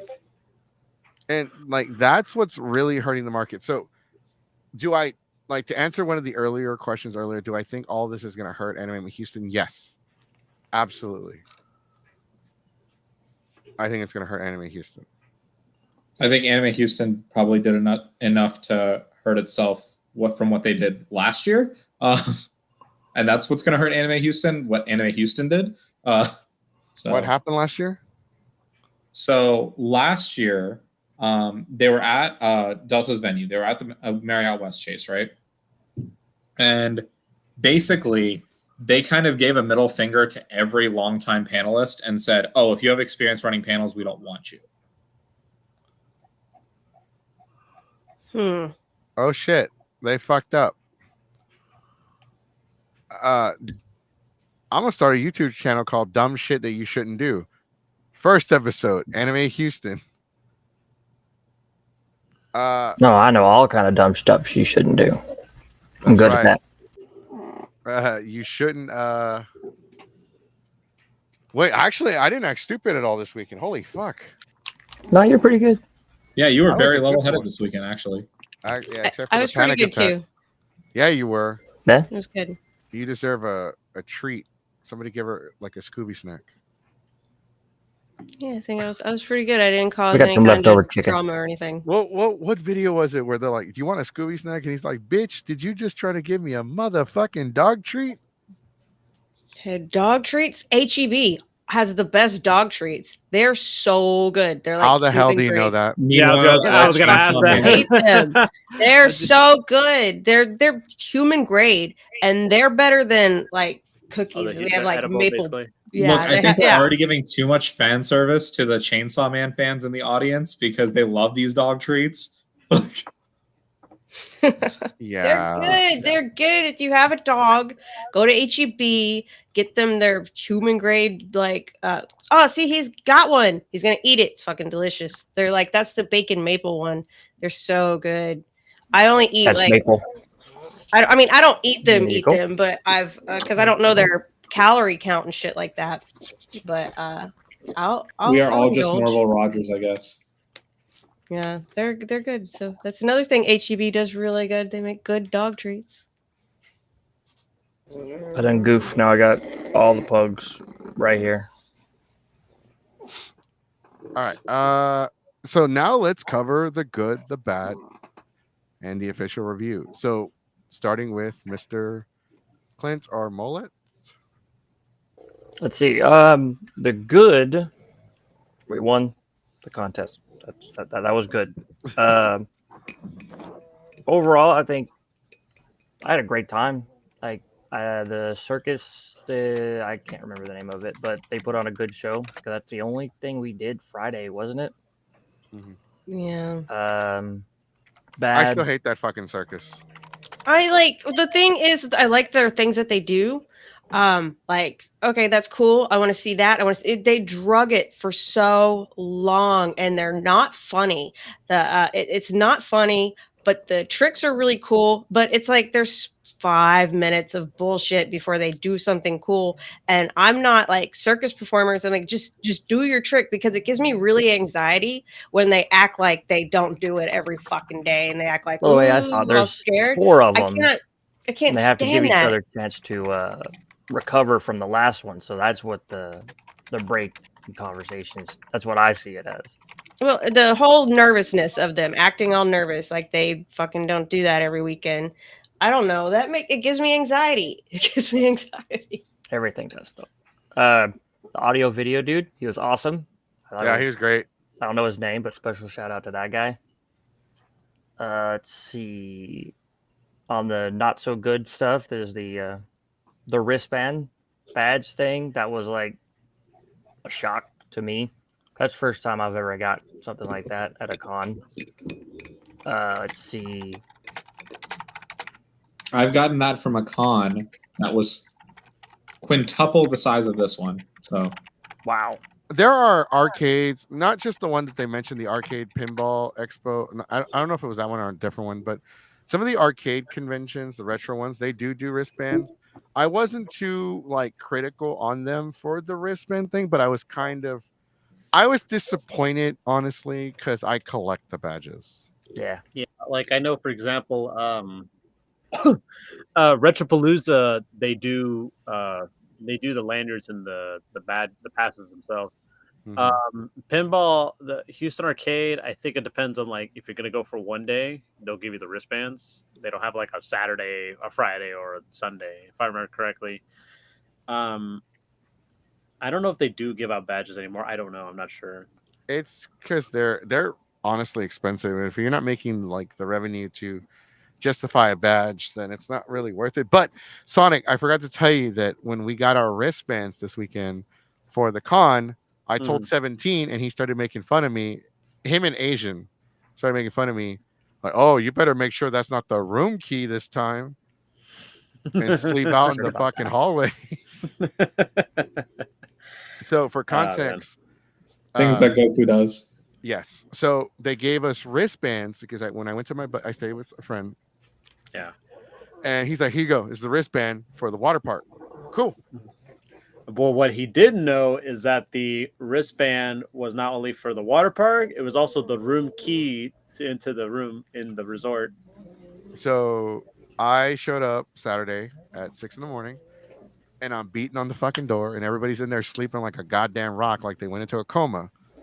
I'm beating on the door. I can hear the phone ringing inside the room. I'm calling. Everyone's ignoring me. I'm like, fuck, open the fucking door. Let me in. I don't have a room key. So I sit down and I fall asleep in the hallway for like an hour. It's 7 a.m. Somebody walks past me. They see me sleeping in the hall. I'm like, oh shit, they're going to call the cops. They're going to get the cops now. Fuck. So I start beating on the door and calling. And then finally somebody answers the door and they're like, bro.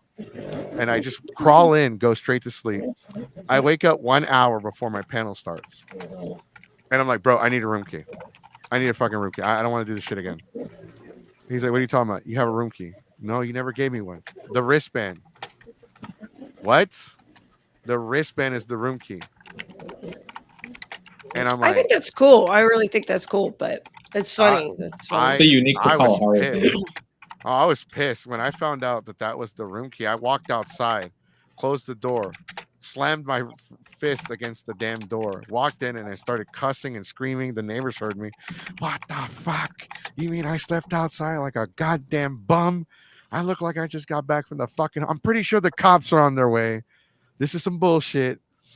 My back hurts, my shit hurts, everything hurts. I got a fucking panel. I didn't get any fucking sleep.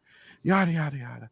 Ah, fuck. And it was mental health awareness, the panel that I was hosting. So I'm like, thank God it's mental health awareness. I got a lot of shit to get off my chest now. It sounds like your neighbors were very aware. We're like, attention, angry Mexican in jeans.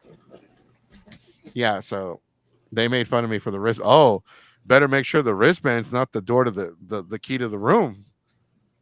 I was like, fuck y'all. I hate y'all. Can you imagine if that happened this weekend? Can you imagine? Are we trying to make me angry? I thought this is a review. Come on, let's review. All right, so Sorry, I forgot what I was going on. Oh, Okay, the good, the the bad. layout itself of the con was odd. Like the artist alley was literally like an alley or a hallway, and you had to go down around the corner just to get into the main area, which I don't know. I just thought it was a weird setup personally. Then of course the lack of content, I guess. But overall, I had a good time. Okay. Missy, you next. Okay, the venue, it was really nice. The the hotel was really nice. Outside was really nice. It was really cool to check everything out. Like the ponds, the statues, the lobby was really. I liked the venue. The venue was really good. Also, like me personally, the cosplay judges were really nice. I was like so nervous and scared that people were going to be kind of pretentious because some cosplayers are. But everybody was really, really nice and made me feel really comfortable. So I liked that. I liked that they made me feel really comfortable. It was fun. I mean, I like that it was fun, but like venue, that's probably my favorite thing. The bad was only having the lack of content, only having the one room, the karaoke, kind of just the people that were doing songs over and over. So the karaoke setup and the wristbands. So that's what I have to say. It's bad. All right. Keyblade Sonic didn't go. So Suffering, what you got? Look, I kind of like it when small cons go for like the more wedding venue vibes, because this was really a wedding venue at a con. Like literally when I got there on Friday, like I was video chatting with my significant other, and I was just like, yo, if any of us actually lived around the Woodlands, like this would be a cool venue because they kind of laid this out for a wedding perfectly, right? And so like that main ballroom where the dealer's room was is just like, yeah, this is just a wedding venue repurposed into a con space. And I feel like they did a really good job with optimizing said space. But, like that was being said before, it was a little bit oddly laid out because we're not used to all of the way that like the small sort of venue with only like one or two main spaces are laid out for a con. Because what it does is it creates a lack of content, generally because you don't have as much space to do that type of stuff. But also in general that you end up making like these really weird decisions where it's just like, oh, the one panel room that's there is split halfway with sound with the maid cafe. So when the maids are doing something and you have not as like loud of a moment in your panel room, or vice versa, where the maids need some kind of like silence and then your panel room is really rowdy, it kind of crosses with each other a little bit and like it ends up being a little bit compressed, which can be fine, but also like it can be an annoyance. So that's some weaknesses with the venue. The hotel itself, really amazing, really nice. Like literally Friday night, I was raving to my significant other about like why don't we live in the Woodlands? This is a great hotel. Like, because like the hotel itself was amazing. It was the location's a little bit far out. Obviously, it's between basically the Spring and Woodlands. If you know where 45 and 99 is, and you're in the Houston area, that's essentially the area that was there. So it's like, yeah, it's a little bit out of the way, but I think with the vision that Anime Texas had, they probably picked the right thing, especially with the numbers they expected to get, which it was admittedly smaller than the first Anime Texas that was at the Woodlands Resort, but definitely after the year they had at the Sonesta last year, this was definitely the right vibe and the right angle that they went for. But I think we can all kind of agree that the main weakness was like one panel room is kind of wish they could have made more space for it. It's very limiting. Yeah, it's really close to us though. Like we're in Conroe, so that was really cool for us. He had to actually go back to the house, and it didn't. Well, no, it took a long time because 45. I will say that I do agree with the whole panel room, like the maid cafe and the panel room being next to each other, kind of throw off the vibe a little bit because I'm loud, I'm obnoxious, and when you are loud, I will get louder. And I kind of already know that they were probably a tad bit not happy with me. Oh God, it's him again, the loud one.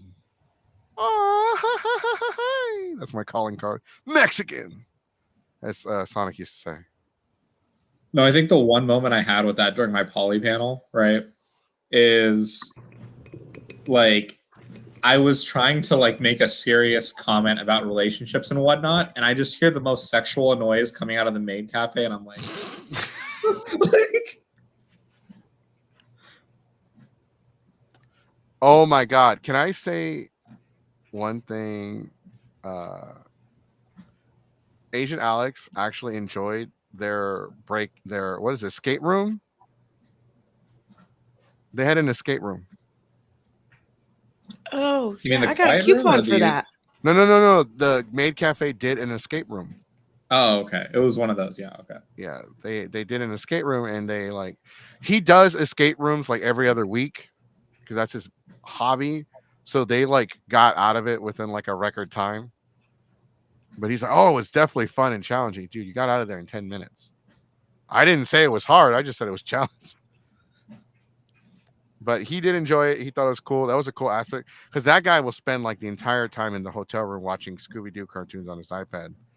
So yeah, he definitely enjoyed it. So did you say you said you're bad, right? The panel. Was there anything else? Yeah, the good and the bad. You said your bad part. Yeah, bad part is just the limited panel space. The good part's probably they probably did the most they could with the venue, and I think it was the right move after the last two Anime Texases. So.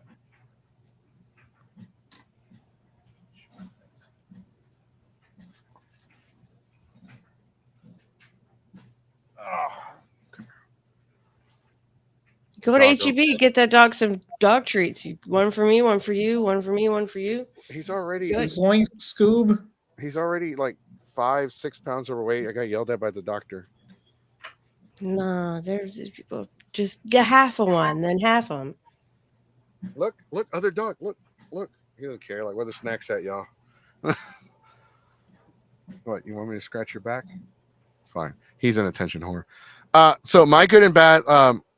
I'm very critical of. I guess this is just me being biased a little, maybe not. I felt like karaoke should have been done a lot better. For one, they need an audio mixer. Obviously, the guy's a DJ. He knows what he's doing.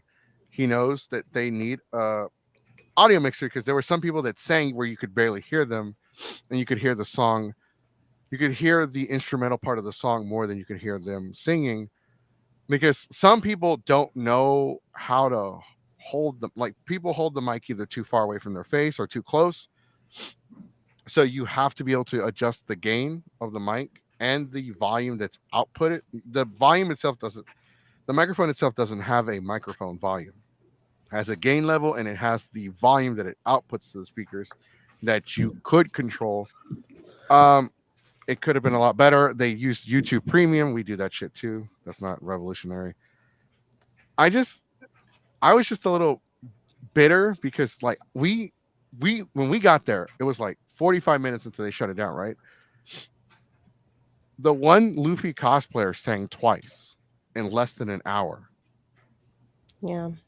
And I was I like, think I can't remember. I think that before y'all got there, that they had done one too. That's why I was saying 2 or 3, because I think before y'all got down there, because I was there first, they had sang, because it Right. was just I just kept seeing the same people.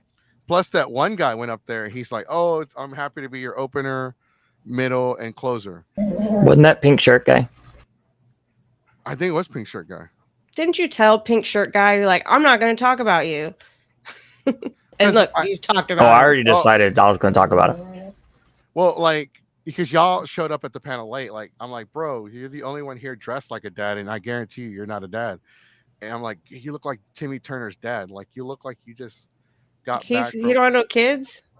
Like, he didn't have no, he admitted he didn't have kids. Like, dude, you look like you're about to go film TikToks after this. Like, what do you call a bear without any teeth? A gummy bear. So y'all missed that part. Or I was just like roasting him for looking like somebody's dad. Like, you look like he came here to discipline your kids because they snuck off to the anime convention. But like, that's the only complaint I have. Like, yeah, I could complain about the badge, but I really don't care. I collect them, but I don't need to. I thought it was kind of weird that they only had one panel room. I will let the one panel room slide because they utilized all the space they could to its fullest potential in this location. They didn't waste an entire room on a anime viewing room. I believe those are a waste of space. I mean, if you want to watch anime, you got a phone. And probably a hotel room. Yeah. Well, I like the way. I feel like if they wanted to do a viewing room, that kind of like lobby area, they could have just had screens playing. No. Sorry. Not you suffering. The comment. It wasn't him. No, because we met him. That guy's cool. This other guy, he was trolling, so I trolled back. So like, I encourage people to troll. So, I was just trolling back at him. But no, the Ask a Dad guy, he's pretty cool. But what were you saying, suffering again? Yeah, so I feel like if they wanted to do like viewing screens, they had a space for that. That space that was between the special events area, like the chill outside of that hallway. The chill area? That chill area with couches, they could have just like put screens up and put anime up. Well, that's how Colossal Con has the couches. The way they do anime viewings, they put TVs next to all the sitting areas that are part of the hotel. Mm-hmm. So instead of dedicating an entire room, like, you have different TVs. Like in the hallways, they would put them in the hallways, like little monitors, like near the entrances of some panels or something like that. Next to couches and stuff like that. So instead of having a whole room dedicated to that, it was much more convenient. And when we sat down, we actually watched some of the animes. Like, oh, look, I've never seen that before. Wasn't it kind of weird that they didn't have like a game room? Oh, I was so happy for that. I actually mentioned that in the Dragon Ball panel. I don't know if they had it last year, but the first Anime Texas, they had like a cosplay picture room that they had backdrops and lights. I like those when they have those. It was awesome, and we're looking forward to getting in there, taking some pictures. But if they had it, I didn't see it. I think that was like the guy volunteered to do that. Like, the guy brought his own stuff and he signed up and he didn't come back, so that's why they didn't have it. Because they had it last year for prejudging for the cosplay competition. They would do a little mini photo shoot with you for the contest. But this year it just depends on like who's like there working the con and helping with the con. And we should tell them we'll bring our backdrops and lights next time. That's right. Whenever you need to do photo shoots or OnlyFans videos, we got you. We got all the backdrops. Yeah, I got some backdrops. We were gonna do like we're like, okay, we're gonna go look at some panels, but we got on a side quest. We brought some like y'all text me like, look, we went we did a side quest and I showed up. I'm like, what the fuck? I need to get some new backdrops, by the way. Thank you for saying something, because I got to get some Geeks Forever banners. I really enjoyed the con. It was everything was easy to find, very straightforward. The place was way too fancy. It was pretty cool. They had like it didn't stink. It smelled great. Our room smelled weird though. I could make a comment, but never mind. Ours smelled fine. No, ours smelled weird. He like embarrassed me. Like he's like, "Did you take a shit in here where I was gone?" I was like, "No, you know the room smells bad." Like no. Got it. And that's If I funny did- because it's funny because I made sure to take one before I went to y'all's room. I don't want to. Like I haven't known them that long. I don't want to give them a bad impression, even though y'all said But- when y'all first met me I was an asshole. So We- I took because shit in our room. If you would have in our room, it would have gone really easy because I bring my squatty potty with me when I go to conventions. I saw that. I was like, did that come with the room or did y'all bring that? Because I don't got a goddamn squatty potty. Yeah, I bring one. I think. Oh, okay, never mind. The squatty potty, like, no, it didn't smell weird in your room, but our room smelled fine, and we used that. Like, then again, suffering. I showered like twice in a single day. Yeah, that's what I normally do at cons as well. It's just because I was in and out the entire weekend because of like my own issues. Like I was showering at home and showering at the con, so I was like, okay. I showered in the morning, and then I showered when I got back from the gym. So That wasn't like a bad smell. It was just odd. It was right there where the fridge was, so maybe it was like maybe whoever was you in there just- before. Maybe y'all just farted really bad. I, People fart in their sleep. I do.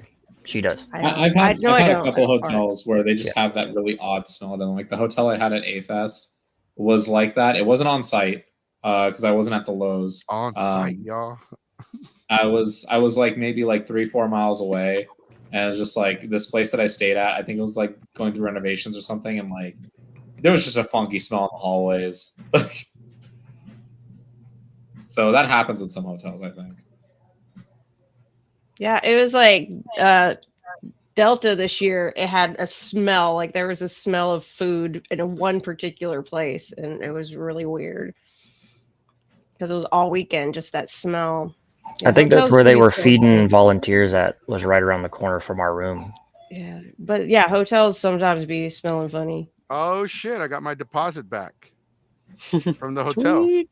Sweet. There you go. I went from negative $150 to just negative $50. I don't even want to check. I cannot check our bank account right now. I need to, so that doesn't Well, happen to us. But Last year at the what the fuck was the name again? The St. Frank Sinatra Hotel. The Royal Sinestra. Sinestra, yeah. Frank Sinatra. Well, leave me alone. That's No, fine. that's actually a better. Frank Sinatra. So at the Frank Sinatra Hotel near the Galleria, it was a $200 to $250 deposit, and I didn't get that shit back. whoa, what did you do? I didn't do anything. I left early because I had to pick up my Automatically daughter. better from last year at Anime Texas, by the way, because that's where Anime Texas was last year. Because Suffering, don't be at the Sinesta. yeah, don't be at the Frank Sinatra Hotel. Sucks. No, Suffering was there. We didn't do anything. Like I left early. Like I left around 9 or 10 because I came back to my house to go to sleep because I left to pick up my daughter at 6 a.m. because I have to drive all the way to Bedford, Texas, and back, and that's like 10 hours. Where's Bedford? It's Near between Dallas. Dallas and DFW Fort Worth. area. Yeah. It's only 3.5 hours, 4 hours if there's traffic, but gas, food, because kids like to eat. It is the town right west of Arlington. There's That's no how you know Mexicans. it. Every time I go there, they stare. Yeah, everyone is white as paste there. hmm My baby mama is white as paste. But yeah, no. Last year the hotel wasn't that great. I felt like a fat ass if I took the elevator because it was split between 2 floors, and it wasn't like the gap between the 2 floors was justifiable to take the elevator, but I felt like a fat ass because everybody else was taking the stairs. So I was like, fuck it. But then again, I was wearing like my Mexico armor, so that already weighed like an extra 20 pounds. And the main thing I didn't like about the Sinesta is the way they had to organize it was all of the panel rooms were just in their own corner, right? And one part of the venue. And I was just like, I more like feeling that the panel rooms are integrated with the rest of the con. That way people can just kind of casually slip in and see what it's about. By the way, the cost the rave for last year's just happened to be better. We have a special guest joining us. They're going to be here for the second part of the show, which none of you guys are required to be here because we covered the review. We're going to wrap up the review, but they are joining us. They are one of the staff members for the Louisiana RetroCon that's happening this weekend in Louisiana. Remember, when you go to Louisiana, you got to try the Popeyes from there because it's much more delicious. I don't know if you want me to say your name. It's not going to appear on camera. Nah, it's all good. How's it going, guys? Thank you. Is the sound okay? Yeah, you sound great. Awesome. Thank you. You as well. We're just wrapping up our Anime Texas review because that just happened this weekend. Awesome. How was that? I had fun. I mean, I liked It was small. It was cozy. We got to vibe with our friends. That's awesome. Excellent. Security didn't follow me everywhere. It was awesome. Hey, security was great. That dude with the elevator That was dude awesome. was great. Like he was like somebody needs to give that man a raise. Where's the 5-star Yelp review for him? 5 stars and a tip.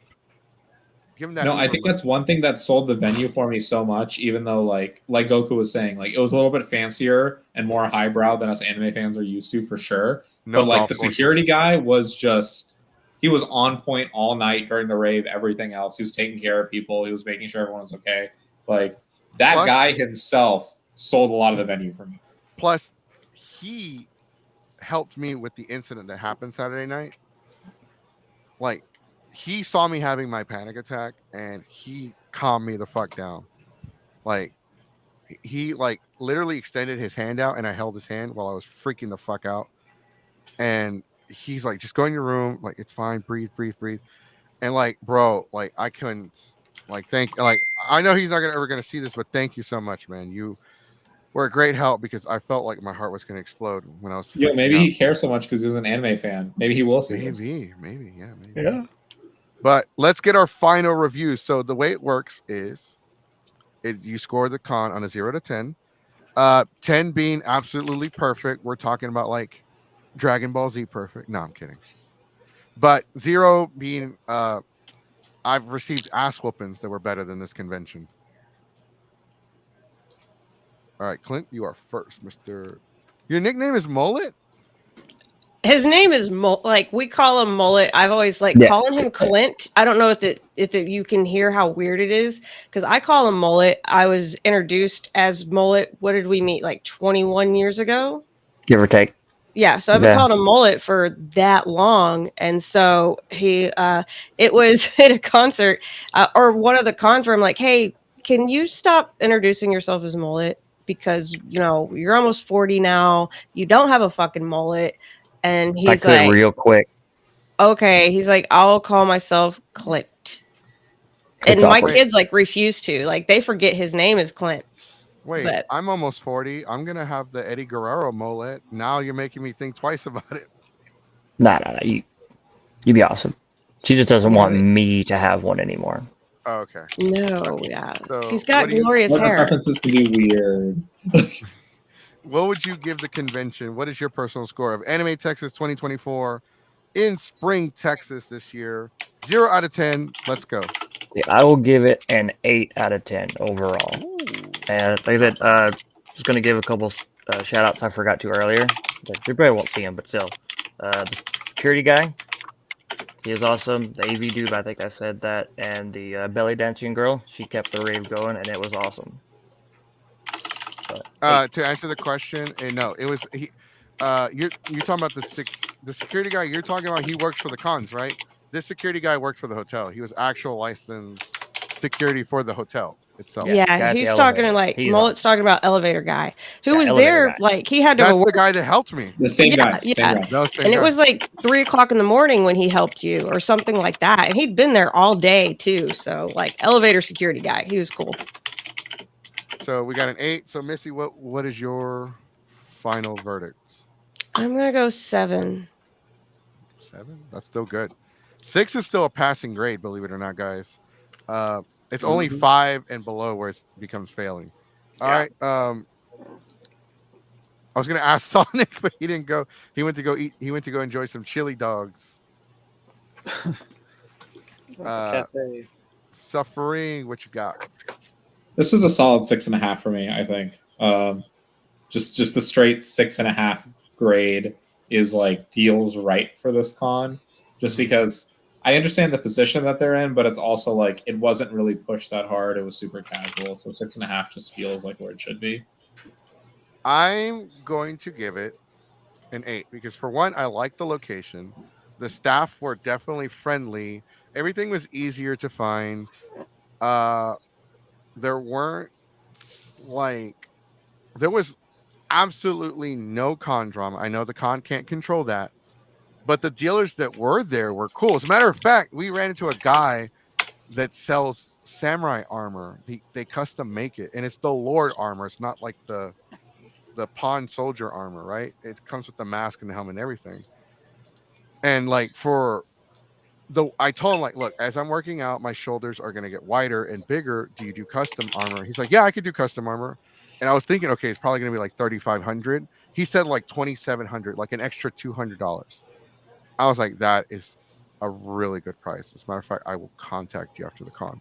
So I liked the I also liked the 24 hours fitness was like literally less than a block away.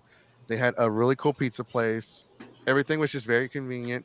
They didn't have smart elevators, thank God. I The ones just where I have to didn't- scan your room key in.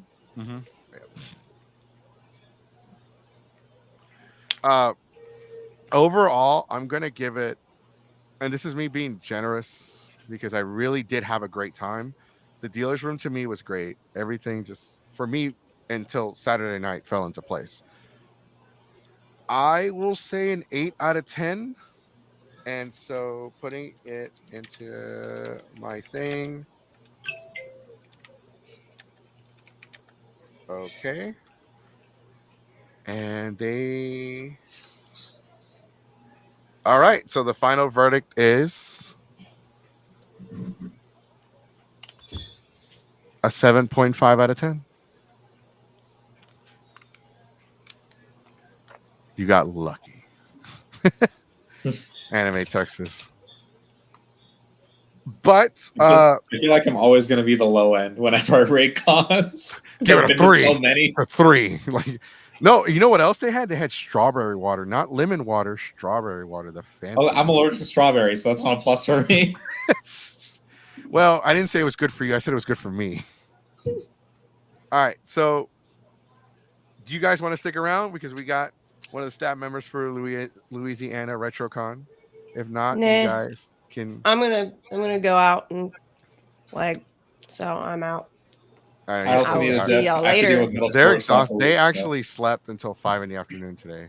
Yeah, that was the thing. I don't know his excuse. My excuse was that my medication just got upped. So I think that's why I slept first because I don't sleep that good. But he's got a superpower. Like he could sleep anywhere, any amount of time. He could just fucking sleep. Oh, I can do Yeah. that too. I can go right back to Really? sleep You right could now just if I go. wanted to. I cannot. I fell asleep next to the speakers at a club. Well, I did. I've passed out before in front of it. I wasn't Like, at a passed out. It was concert. sleep. It was sleep. Like, My excuse was I was very comfortable. oh yeah. Once you find that comfy spot, within Yeah, seconds. but our whole day is like, we had so many plans, and now we're just, I don't know. We will plan out a Geeks Forever swap meet and like gather everyone at our and like bring all the stuff that we bought at Ross together and just start trading like Pokemon cards. Yeah, I All the need to Ross do and like Five Below stuff. a swap meet, like cosplay stuff, the things I'm Like, never gonna wear again. We could do like a swap meet or basically like a flea market, some sort of like a garage sale. You think sort of thing. Pinball will let us do it at their con? I don't know. You probably would have to ask them. We could. Well, it's kind of too late now, but we could do it at Louisiana RetroCon. There you go.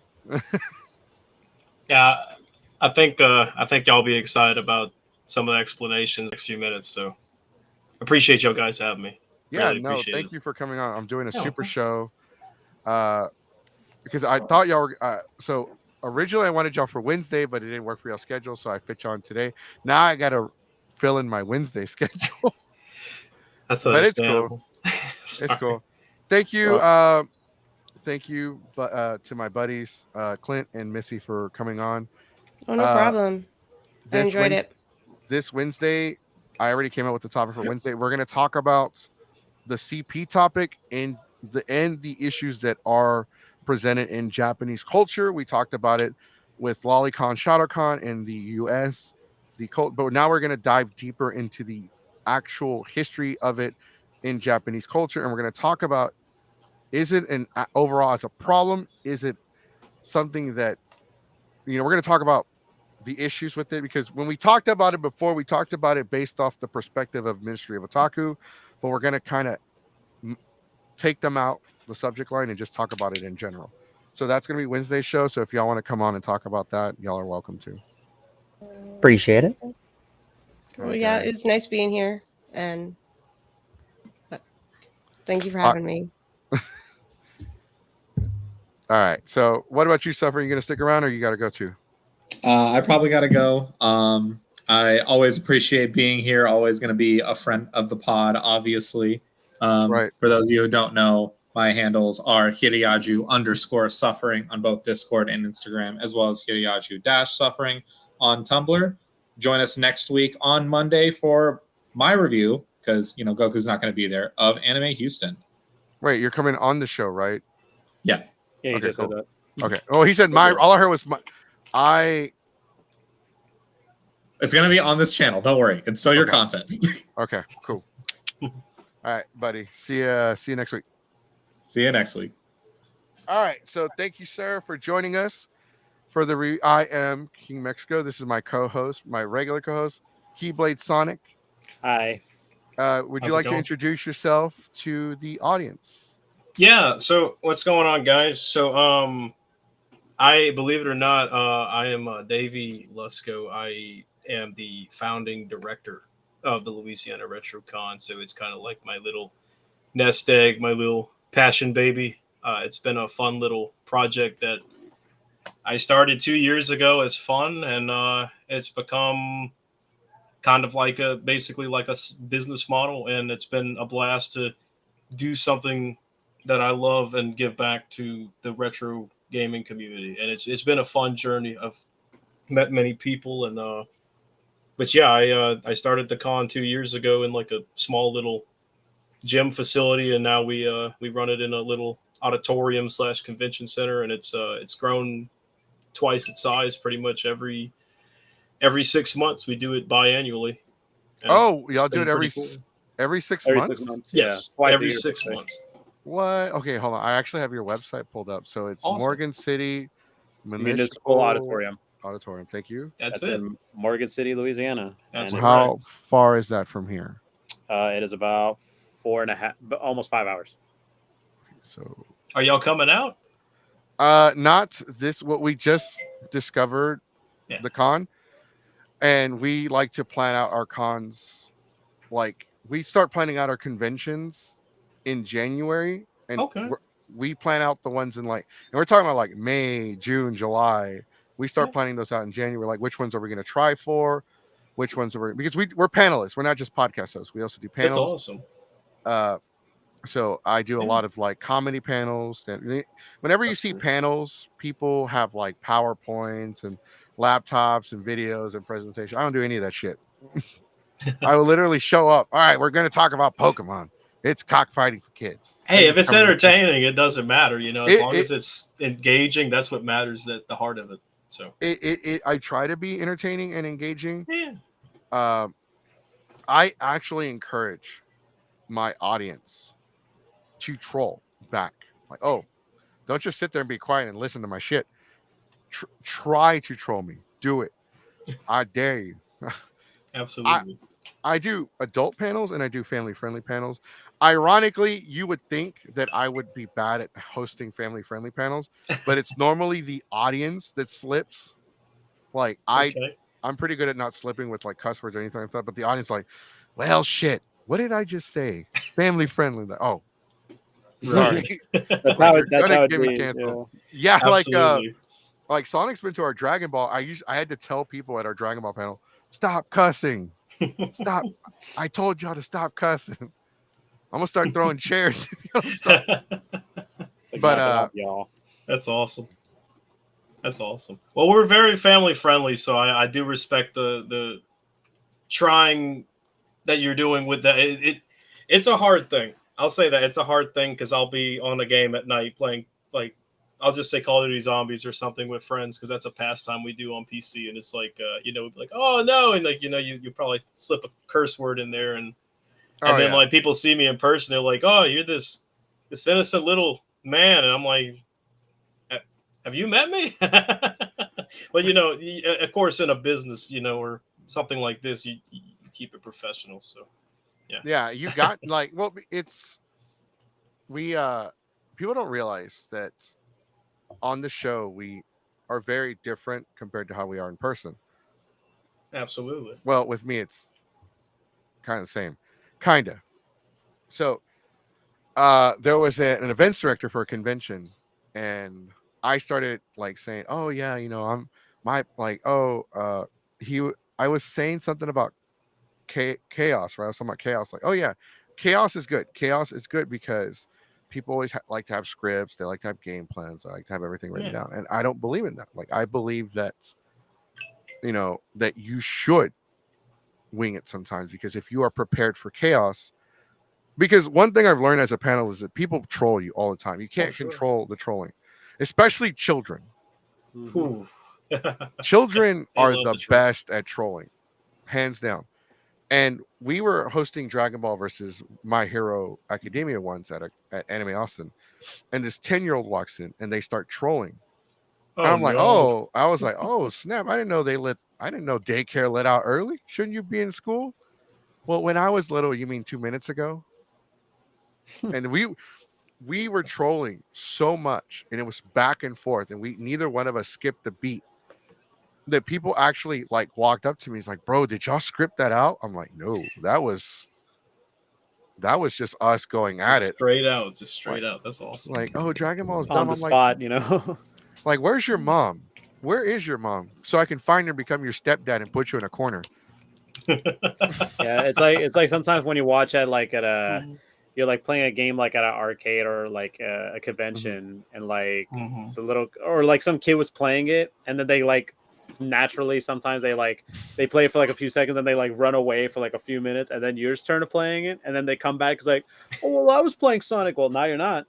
Now you're Not this time, guys. Sorry. Not this Oh. time, little dude. Oh, dude, next time if that ever happens, you'd be like, well, you're too slow. That's Oh, right. you're too slow. You gotta go faster, guys. It's funny because like Sonic here is he's an up and coming voice talent. He does indie projects. Oh, And he Yeah, does so the I do voice a of lot of Sonic. fan projects doing Sonic. I did that is for awesome. a couple of years ago. I love Sonic. Absolutely, that is fantastic. What's If your you ever- favorite Sonic? If you don't mind me interjecting, if you had to pick one, Specifically a game or yeah, like a game. Like favorite 3D Sonic and favorite 2D Sonic. I'll make it easier. Okay. If you had Favorite to pick 2D two. Sonic, Sonic 2 on the Genesis. It's a great one. 3D, man, I'd probably say Sonic Adventure 2. That's my favorite. That's awesome. Specifically that. specifically the GameCube version because I It's did the one I have. well I have the Dreamcast one and the GameCube version. Really? But I kind of prefer Oh. the GameCube version. Gosh, you must be rich. No. I wish I could have the one. No, which is funny Dreamcast. because we're talking about this, and today I was gonna mention this on the beginning of the show. Today is actually the 25th anniversary of the launch of the Dreamcast here in the North America. What? It was awesome. 99.99, so now it's 99.24. So 25 years. Did not And know that. I was just I was like reminiscing because I do YouTube videos on the side too, and I'm working on a video related to the Dreamcast, and I was thinking about like, oh, I remember playing the Dreamcast, but I didn't really own one. It wasn't until like 2007 I found a complete in box Dreamcast with 10 games and a controller and VMU units for like $50, and I was like, That's not see, bad. back nowadays, that's like the holy grail of deals. Back then, that's like Oh, yeah. common. that is the one thing I miss about GameStop back in 2007, 2008. Oh, absolutely. Because people would bring in, like, this one guy brought in a Dreamcast, 2 controllers. It had like it didn't have a game, but it was the console. It worked. It had all the connections. And he's like, y'all take these in. And this is when Xbox 360 and PS3 were still just brand new. Yeah. He's like, yeah, no, man, we don't take in old consoles. And so the guy just like, he's like, fuck it, and then just leaves it on the counter. And I'm like, what do we do with it? That's crazy. I kept it. I took it home because at the time nobody gave a shit about Dreamcast. It was like, Yeah, because by that point it was like everyone was the Dreamcast was like dead in like 2001, sound too. Mm-hmm. It only been dead for like, I think 4 5 years at that point. Yeah. So it wasn't like a collector's item just yet. Mm-hmm. And I got it like, because I took it to play. Nobody gave a shit about, I don't want to play stupid Dreamcast. And then like 5 years later, oh hell yeah, the Dreamcast is awesome. The Dreamcast rocks. Now everybody wants it. Now everybody wants a Dreamcast, and now the Dreamcast is like going for a lot. Or the Sega Saturn, that's another one. I still don't want a Sega Saturn. I've got a pretty crazy Sega Saturn collection. I also vend on the side and sell video games. Mm-hmm. And I went to like a little mom and pop, like a Mother's Day market or something like that. And I was the only guy with games.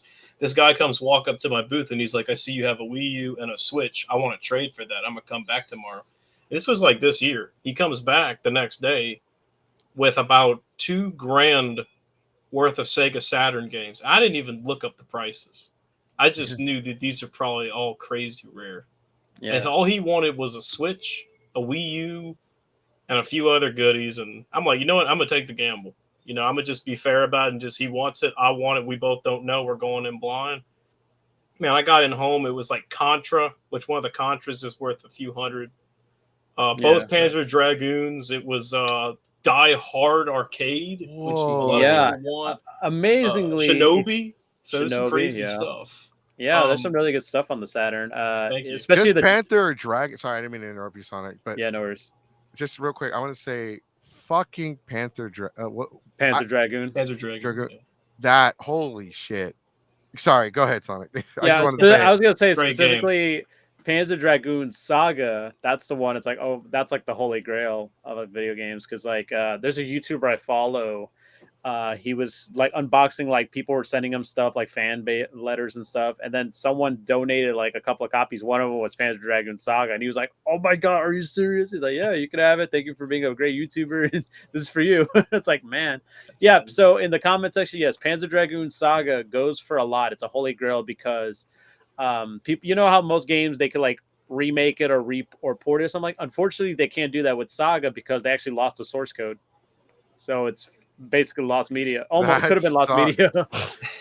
So it's kind of wild. I'm like, wow. Didn't that happen to Kingdom Hearts at one point? I don't think so. Might have. That happened to another game. Maybe not Kingdom Hearts, but it was another game where they lost the original source code and they had to rebuild it from the ground up. I forgot what it was. Trying to remember. And it was recent too. Like, I think within the last 5 years recent. 5 years. Okay.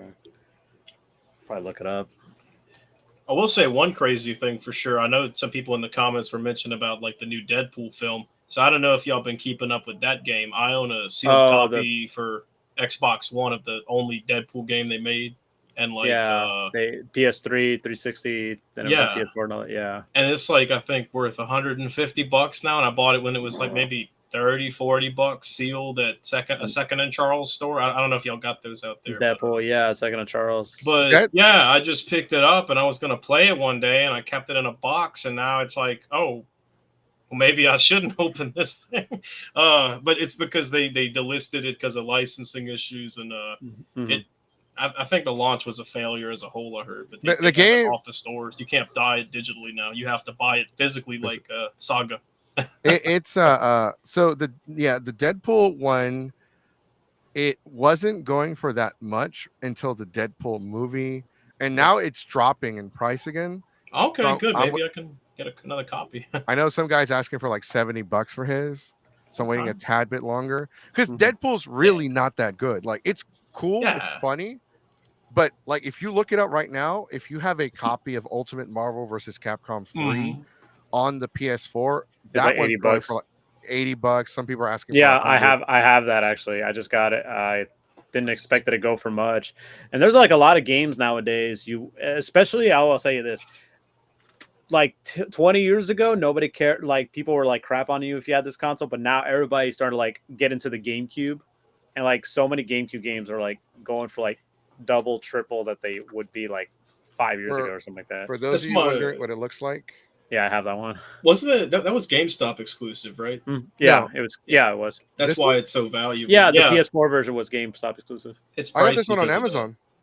Really? Yeah, that you probably got it for a third party. Yeah, I was say probably third party Oh. seller. Sonic's right. Man, maybe I get it on the website. I know I got it online, and I paid like $30. That's It not was bad. brand new. That's really. But I have the PS3 version and the PS4 and the Fate of Two Worlds version. Yeah, I have it on Nice. 360. That's awesome. I don't have Infinite though. That one sucks. That one's good. They I they did- are. Go ahead. Yeah, it was funny because I do have the collector edition, but not the disc or anything. I got like the statues and the Easter egg, the Easter eggs. the Yeah, Easter eggs, the Infinity Stones, because I was at Oh. a RetroCon and I was like, oh, how much you want this for? I'm like, oh, I can get it for like $20. You know, I don't. It doesn't come with the game. I'm like, yeah, that's fine. I don't want the game. I just want the physical stuff anyway. Yeah. So they gave me the 4 statues and the Infinity Stones. Véndeme tus huevos. Yeah, give me the Easter eggs because I looked it up and like I saw like the tech. There wasn't textured. It was just like plain egg. I'm like, dude, these are Wow. just They, Easter they eggs. they look just like Easter eggs with That's cool. lights inside. It's wild. I was like, bro, what is People were like shitting on it. Which RetroCon was that at? I'm trying to start going to more gaming conventions out of this? This was state, so. Retropalooza. That was in Oh, Pasadena. I've So they been do it wanting in to go. they do it in Pasadena, but their big one is up in Dallas. So they have 2 versions. There's a Dallas version. There's a Houston one. Okay, that's cool. So they're doing the Dallas one in late October. Yeah, 26th, I think, right? I've been yeah, trying to keep 25th, tabs on. 26th. Yeah. I might go. I'm just trying to see. There's a few cons that same exact weekend, so I'm trying to see which one. It's so many. There's even Chattanooga Comic Con. They asked me to come guest, and I don't know if I'm gonna go or not. So yeah, that's kind of us, but it's not just with conventions for me. The Yeah. 26th, there's like the Sonic Symphony that's happening up in Houston, so that's happening that weekend. So Well, that's I mean, I happening. wouldn't blame you for going to that. That's all. That's really cool. I didn't even know it was Yeah. happening. Heck yeah, Let me see. heck yeah. And I'm on your website because I was looking at it while we were talking. Yeah. Okay, so I was actually going to ask you about the hold on, give me a second because I'm actually still going through it. Nah, you're Yeah. good. actually, while he's looking up the information on your website, I Yeah. wanted to ask, do you guys? I don't know if any people know this. Was there reports of a storm that's approaching? I don't know. Are you guys going to be like prepared? Have you like addressed it or anything like that? So we have addressed it today, actually about an hour before I got on here, and also yesterday. It's been kind of frustrating because we've received. I probably answered about 20 phone calls today about the Okay. con, as well as messages and emails, and it's just kind of been a rough season this year for the fall 2024 show. Ticket sales have kind of been down, and I feel like it's because economy issues compared to last year. Also, I think now with the storm, people are trying to see where it's at. As of right now, though, we've disclosed to the public because the hurricane's like kind of going to pass over us, at least the city Wednesday. Okay. But as of right now, until I'm giving it till Thursday, I've been telling people unless it will change, we are still going to have the con. We'll have a great time. But if safety concerns come to the worst possible scenario, we will postpone it. Mhm. But right now, we have no plans to change it, and our vendors are very eager to be there too. So that gives me hope. They're all like, "Oh no, we're gonna come even if there's a hailstorm." And I'm like, "Well, Okay. I appreciate because I was kind of depressed today. So being on this podcast and I actually was uplifting. So I didn't know about the storm. Well, actually, I was going to ask you, like, because Sonic brought up a good point, and you brought up a good point right now. The economy. Do you think, like, well, has the like over. I don't know how it is in Louisiana because when I did live in Louisiana for a while with Oh, you my lived here? Okay. for a while, I was in Moss Bluff, middle Okay. of nowhere. Okay. I'm in Homa. I live in Homa. It's like way down. There weren't as many conventions that I could find to start advertise, like to start trying to work with. Yeah. So does like the economy in Louisiana have the same issue that we have? For one, Texas is oversaturated with conventions. Well, Like, I'm go ahead. sorry. Go ahead. I was just gonna say, like, we had one this past weekend. Prior to that, we had another one. Then we had another. Like, there Ooh. was one weekend where we had 4 conventions: 2 in Houston, 2 in San Antonio. One was a Hmm. Power Ranger con. Oh One was wow. an adult ecchi convention. One Okay. was anime matsuri, and another one was a horror convention. That's hard to pick one if you got that many across the I, state. well, I Jeez. ain't picking matsuri. Oh, sure. Yeah. No, obvious reasons, but yeah, I've heard. Yeah. But no, I've heard. Sure. But no, so as far as that question goes, it's a very weird thing here as far as like saturation, because when I started this show, we started in 2022. It was like, okay, masks are coming off, mandates are reopening, now cons are able to start reopening because 2020 2021 was weird. We unfortunately suffered the loss of MechaCon, which I still highly regard. I'm sure you've heard of that one. So we Yeah. lost that in 2021. It had its final show. And then it was finally just we had maybe like Fan Expo New Orleans, and we had like Louisiana Comic Con, just a few of your big name shows, and it wasn't many. And so I had 4 or 5 shows a year at that point. And then so I came in 2022, and I'm like, okay, you know what? I went to like a toy con. It's in St. Tammany Parish, and I'm like, I want to open something like this, but for video games. We didn't have anything like it before. So I thought of things, and I came with RetroCon. We did our first show September 2022. Did pretty good.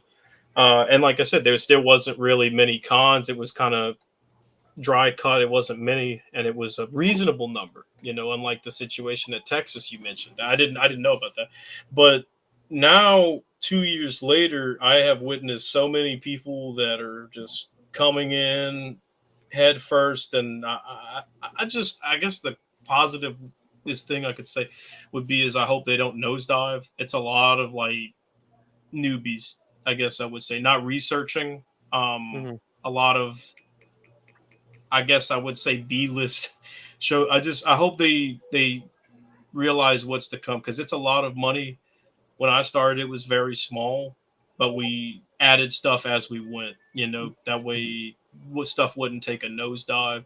But right now we probably have, it's getting close to 30 shows a year with how many keep adding and making new shows, and there's a lot. Yo, what's going on, Rushmore show guys? Good to see y'all. That's actually gonna be my event MCs at the convention this weekend. They do Oh, a okay. Nice. family friendly Hello. podcast about your top 4 and nothing more. That's why they call it the Rushmore show, because the 4 men on the mountain. It's pretty cool. That's cool. Clever. That's Y'all ought clever. to see if y'all can guest on that show one day. They interview all kind of people.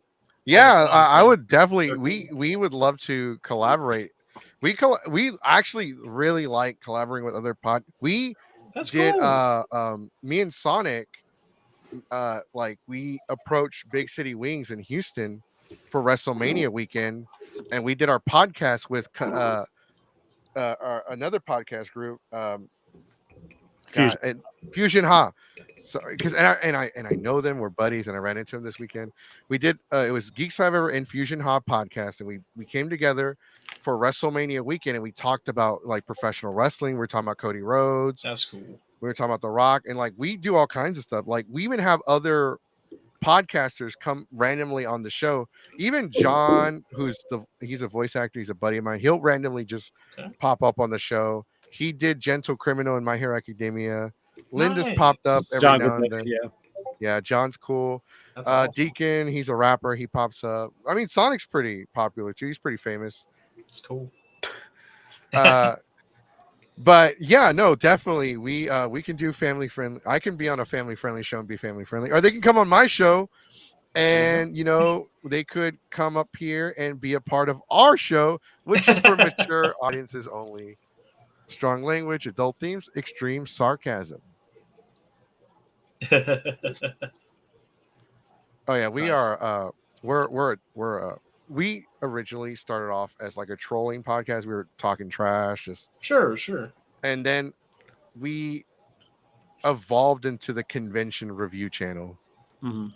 We discuss we review not only conventions, we also discuss like upcoming conventions. We're discussing conventions that are like any news about it, anything that stood out. Like Yeah, from before. anything convention wise. Like Sonic said, like because when Sonic came on the show, we started reviewing conventions, and then he started going to conventions I couldn't go to. So we started like, okay, I'm gonna review this, and then other people started. Then eventually it evolved to, okay, we didn't go to the show, but we have people coming on the show that did go, That's and they're gonna talk about the convention, and then it started getting like deep into like the dark side of the community, and now we've become this channel that kind of like, okay, we're gonna review the convention.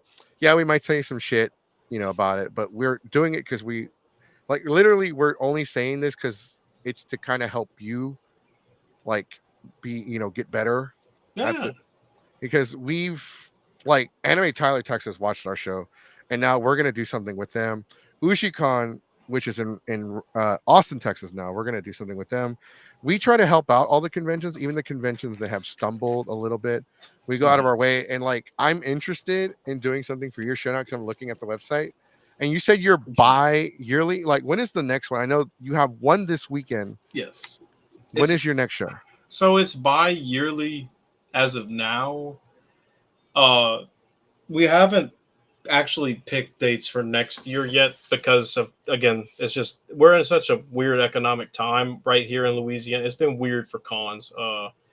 So we're trying to, I guess, get past this weekend, fingers crossed, and just see where the cards fall, basically, and then I'll be contacting the regular venue for the next dates, or we may switch to yearly. It's we're in a weird position right now if we're going to continue biannual or annual, and it's like I said, it really depends on what people do this coming weekend as far as attendance, where it will go, what the fans want. I've also invested in a kiosk this time. Hopefully, it comes in due to the storm. I don't hope it delays. But we'll have a kiosk at the door because I really want to get more fan input. I've always tried to do that because it's a fan by fans for the fans convention, homegrown and small, and I want people to feel like it's more like a family and not just hey, you're a number. Your number is who you are on that ticket, and you don't matter. I want people to feel like, hey, come in, have a great time, feel like you're a part of the experience.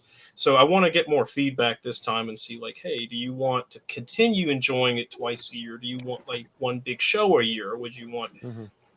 I even thought of maybe a small show and a big show in a bigger city, kind of like what what you mentioned with Retropalooza. So there's a few ideas in the works. It's just we want to see where this goes, and then we'll have a definite probably in a few weeks. So well, you came to the right place. We are Geeks 5 Ever. The oh crap, the little thing.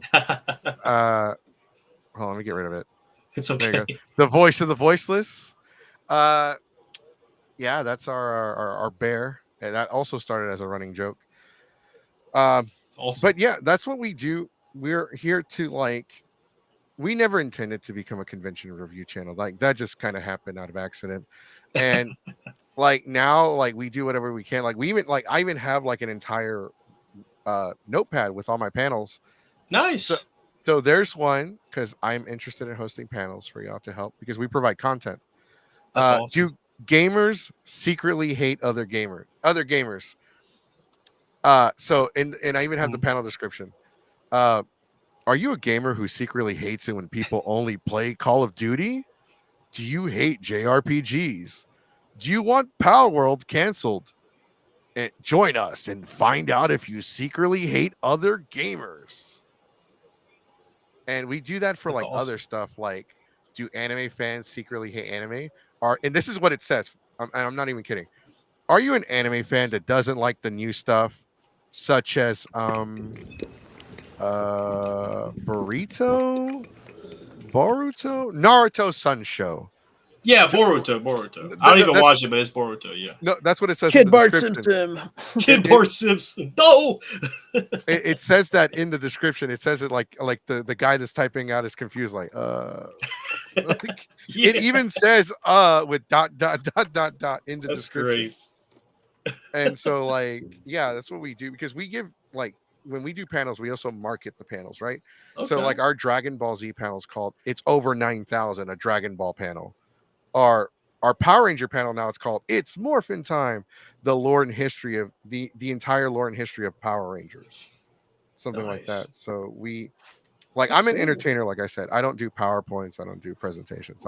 I will literally go on the stage and I will tell, and I will share, I'll tell jokes, and I'll get people involved. I'm all about fan interaction. That's awesome. I love that. Because we're professional wrestling fans, so we kind of took that persona, like the professional wrestler persona, and like applied it to like anime That's cool. conventions. That's really cool. So whenever I do like a panel now, like I'm like, and I don't use microphones at all. I don't need mics. I don't need sound equipment. Yeah. I'm loud. You could hear me in the next floor. Oh, that's fantastic. So I'm like, ladies and gentlemen, damas y caballeros, I am King Mexico, and I am the most chaotic panelist and podcast host in all of Texas. And I'm like, Heck yeah. acknowledge me. So I'll just do this character. And then when people troll me, I'm like, hey, you in the cheap seats, keep it down. I'm trying to cater to my VIPs that got front row. How you doing, sir? Thank you for spending your money here. Like the So Krusty Krab. That's awesome. Yeah, so that's that's kind of like the character that I am. Like, I'll play a character, and it was so convincing. Like, this events director, I don't want him at our show. He's too crazy. He's too chaotic. He didn't like the chaotic part. No. Oh. He's like, oh, I don't want him here. I don't want him here. He's like a good hype man, though. I mean, I can picture it. I like that energy. That's good energy to have at a show. Seriously, it gets the crowd going, gets people involved, interested, intrigued. That's important. You need that, and you seem genuine. So I respect that. That's awesome. Really. I do like the entertainment part. Like, I've done, panels in front of like 2 people, no people, or like 500 people. Wow. LA Knight is a go-to US champion. I do not disagree with you. I mean, Dang, I this agree is with actually that's actually a few of my people coming this weekend. I see Johnny's show said something too. He's one of my celebrity guests coming this weekend. What's up, Johnny? And Garrett is Forafines. He is honestly one of my favorite people, because I'll tell you a quick story. So Garrett here is Forafines now. Him and his wife came to my show 2 years ago, very first show. Never vended. They just were collectors. They were resellers, and they were like, we want to come vend. And tables were like $25 back then. Like I said, it wasn't a major thing. It was for fun. And they had such a fun time selling Legos. They came back. And they this is going to be their 5th consecutive show. They're the only seller in RetroCon history that's came to every single event, for sure. And yeah, I'm proud of them. And I think they're going to have a fun weekend. They just went by, how much was it, Garrett? You told me. Yeah, it was like almost $2,000 in Legos from a Goodwill bid auction, and they had to go pick it up in another state. It's like, I think he said about 50 totes worth. So he's still, as we speak, going through that probably while watching this video for next week. And he said the minifigures alone are probably going to pay for the lot. So he's pretty happy, and I'm happy for him. So yeah, shout out to him. It's awesome. Shout out. Question. I'm gonna address it real quick. Shout out to One Up Definitive Studios. He's our buddy of ours. Definitely a great guy, awesome guy. He's like the mayor if Texas had a mayor. Oh wow, really? Okay. No, I'm just hyping him up. I'm just kissing his butt. I made sure before he came onto the show, I put on some chapstick because he doesn't like chapped lips kissing his ass. Oh wow, okay. No, it's a joke. I'm just messing with him. I'm messing with him. So One Up, we did the review of her Anime Texas for like the first 2 hours. It got a 7.5. Mm-hmm. And now we're talking to Louisiana RetroCon, and they have a show this coming weekend, and we're just kind of like shooting the shit at this point, getting to know him. He does want to know though, question, Louisiana RetroCon, are you seeing more impact now that many of the other LA shows have dissolved? Louisiana shows. There you go. Just more specific. Yeah, that's what I meant. Yeah, like Louisiana State, not Sure. LA Nights. Well, I would say it's kind of funny because it's like you see cons come and go, and it's weird because I was used to being like, I guess you'd say, the little fish in the pond. I was the guy learning, and Mhm. now there's a bunch of new people coming, and now it's weird being like the kind of, I guess, like the young sage, young Hokage, if that makes sense. I'm working towards, because now people come to me and they'll ask, what would you do? And it's like, whoa, I don't know, I'm still kind of learning because now there's so many shows, and like now we're kind of somebody said we're probably in the top 5 cons in the state now, which it's an honor for a fan to say that. That's Um, impressive. yeah, I don't even say that, but they said that, and I was like, well, thank you. But we get a decent attendance, and it's become like one of those little cult phenomenon things, and I feel like it's gonna keep growing in a positive direction. But I do welcome more shows as long as they just learn the structure, learn the community, and make sure they're doing right by their fans. Mhm. And so yeah, I welcome more cons. I'd love to see more. So Do you think, like, so one of the things, and this isn't just in Texas or Louisiana, this is kind of national. A lot of conventions are now owned by a singular company. Like, just like, for instance, a friend of ours, he owns fandom events, and he has several etchy conventions, and he owns Anime Texas that was just this past weekend. But okay. there are other companies out there that are like, either they're starting companies that run multiple conventions, or companies are buying conventions as a way because they see like Mhm. the revenue. You think that is because we no longer have, like, we're losing, it's not completely going away, but we're losing a lot of like privately owned conventions of people Yeah. that see it more of a community rather than a corporation. Do you think that is kind of hurting like the business as a whole?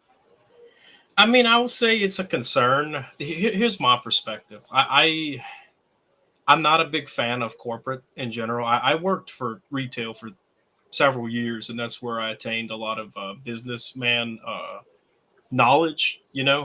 And but my whole thing on it is that I feel like the big cons like that are kind of important because in Louisiana for sure I use them to go and promote this show, and I'm grateful for them, especially Fan Expo. They really helped out a lot this past year with us Mhm. promoting the show and getting it more off the ground. But I do feel like in a way it does engulf the indie shows because I mean we're an indie show. An independent, we're a fan show. It's not a corporation. There's no buyout. It's all independently ran by me, my friends, and my parents also help. So, but I do find it does cause a bit of a damper, uh, which I hate to see that. I wish that it could all kind of unite, if that makes sense. Mhm. I do feel like it engulfs sometimes, as in also we just had, what was it?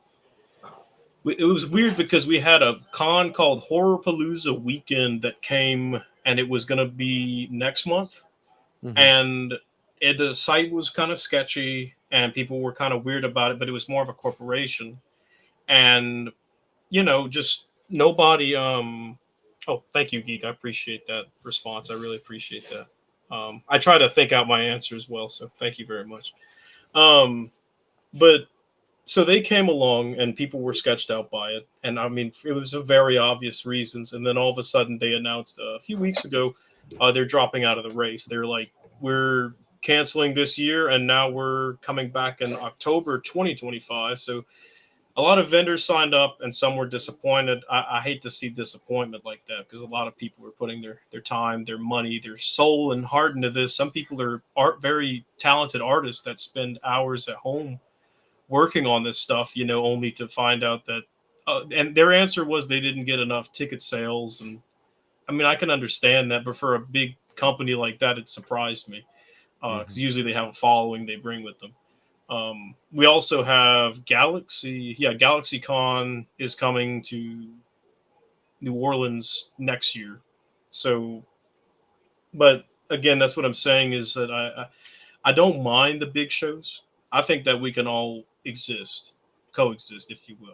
I worry about a lot of them coming and possibly scaring the indie shows away, if that makes sense. Do you think that the you know, do you think big shows and indie shows kind of are dependent on each other a little bit? I would say so. I would like to kind of plug one of my buddies when I explain this. So there's a little guy named Corey Daggerpont. He's one of my best friends that I've slowly made over the past 2 years of running this show. He runs the Pelicon, it's called. It is another locally ran convention, and we're kind of like con brothers in a way. He met me last year at our second show, and I was his very first promotion. He had never been to another con to promote, and he was still learning how to do all this, as I was too.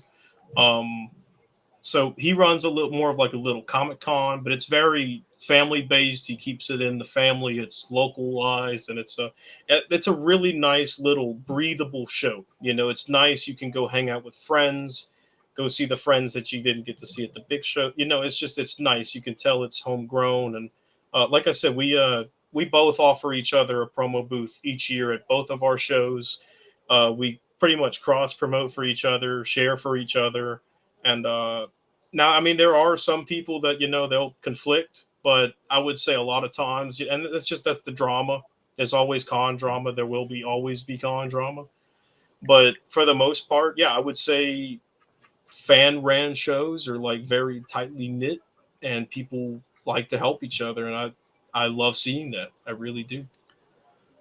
Real quick, for the Rushmore show, I did post our Instagram. It's instagram.com/geeks5ever. That is the best way to get a hold of us. Or you can join our Discord and promote on there, and you can get some of our very colorful characters to come on the show.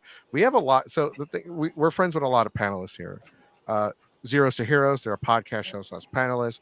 Pixelation, my buddy Sam. Suffering's a panelist. He's one of the top. He's definitely in the top 10 panelists. He's probably top 5. And we have other friends groups. So there is no lack of content of people that are willing to help and reach out when it comes to conventions. So just sharing that with you. But One Up did have One Up did have a interesting comment to state: lack of seeds. So many shows are fan startups that feel that the show will self-fund, and that is never the case, and causing damage as a whole. I've heard many stories where people. Well, yeah. The thing I witnessed that in the past year, actually, but I'll let you finish. I'm sorry. No. Actually, I was just going to say real quick that a lot of people jump into the convention business because at the end of the day, it is a business. Sure. And people have to be able to make money to continue. And people don't realize that, like most businesses, you're going to lose a lot of money. Even if you do make a profit, it's not going to be until maybe after the show is all said and done. Absolutely. And what I try to tell people is it's a labor of love at the end of the day, and you have to realize that this is all a gamble. I am blessed and grateful that it turned out the way it did, but I will say it doesn't happen like this for everyone. I took a chance on something, and it just happened to be, I feel like, a theme that was unique. Like I said, video games are slowly, I feel like, becoming a major platform, and that people were just sleeping on here. And I think that's part of what boosted it. I'm also big on advertising. Advertising is important. Some cons think that you don't have to promote. I'm big on some things. I'm very big on promoting is you promote your vendors. I post every vendor. I'm not afraid of that. I'll show you the vendor. You can go on the site right now. It shows every one of our vendors. I post all of them to Facebook. I make promotional ads that I pay for, telling you to go put your interest into the con on Facebook. I post fan groups. I post the cosplay guests. We're very big on our cosplayers. I try to make sure that everybody feels important and a part of this family experience. That's always important. But getting back to what One Up originally said, without like saying any names or anything, there was a guy. He was on my volunteer team, over a year plus ago, and something he'd joke about at the end of every show was, when are we going to get paid? And at the time, I wasn't even paying myself, and I was doing everything in house, which I still pretty much do. I have a few people that do come assist now, which is awesome. But I was doing all the inner workings, and I didn't even pay myself. And I'm like, this is a fan love project. I'm like, I'm not even paying myself at the time. And like, he expected money, and eventually he's like, he saw the money at the door, and it kind of hurt, because he thought, this is like, you go straight in, you're gonna make big money on this. No, that was after show number 3, and that took a lot of time, building up and promoting and average. But he saw it then, and it's like, oh well, I could just do this. And I mean, I understand that instant gratification thought, but it definitely takes a lot more work than the average person thinks. And I'm grateful that y'all will give me the chance to, explain that here, that people need to realize, in the beginning, it's all a labor of love, and it still is to me. I do this because I love the fans, and I love video games. But you can't go in expecting it to pay for itself. I had to fund a lot of it first, and then the money came back later. And, Yeah, no, and for some cons, it's a gamble, and you won't see that money come back. I've seen that happen to some fan shows, and it's tragic. It's really tragic. that's what we always try to do. That's like usually one of our like mission statements when we do these shows. When we do the podcast here, we try to give people a platform to their purpose, what they do. We just help each other out. It's like a two-way street. Absolutely. And Goku, you got a new follower on Instagram, courtesy of the Rushmore Show. Yeah, I think I actually saw that right now. Congratulations. So we hit 600 subscribers last week. We're now at 614. We've gained 13 new subscribers in less than a week, and our Instagram has finally hit 800. So we're on the road to 1,000 on both. We acknowledged this in the beginning of the show, but I also want to acknowledge again. Our prayers and condolences do go out to James Earl Jones's family and friends. He did pass away today. The voice of Darth Vader and Mufasa. Also, he was in The Sandlot. He did many other projects. I was actually heartbroken. Well, yeah, Terrible. Mufasa. Yeah, Mufasa. No, you're good. You're good. You're good. He was in so many movies, so many iconic, not just films, but also he's done, Broadway. He's done he's won Emmys, he's won Grammys, he's won Tony Awards. He's pretty much done it all in a way. I'm forced at gunpoint at Anime Whoa. Concert. We are 38 for 1K. LOL. Oh, that's amazing. That's awesome.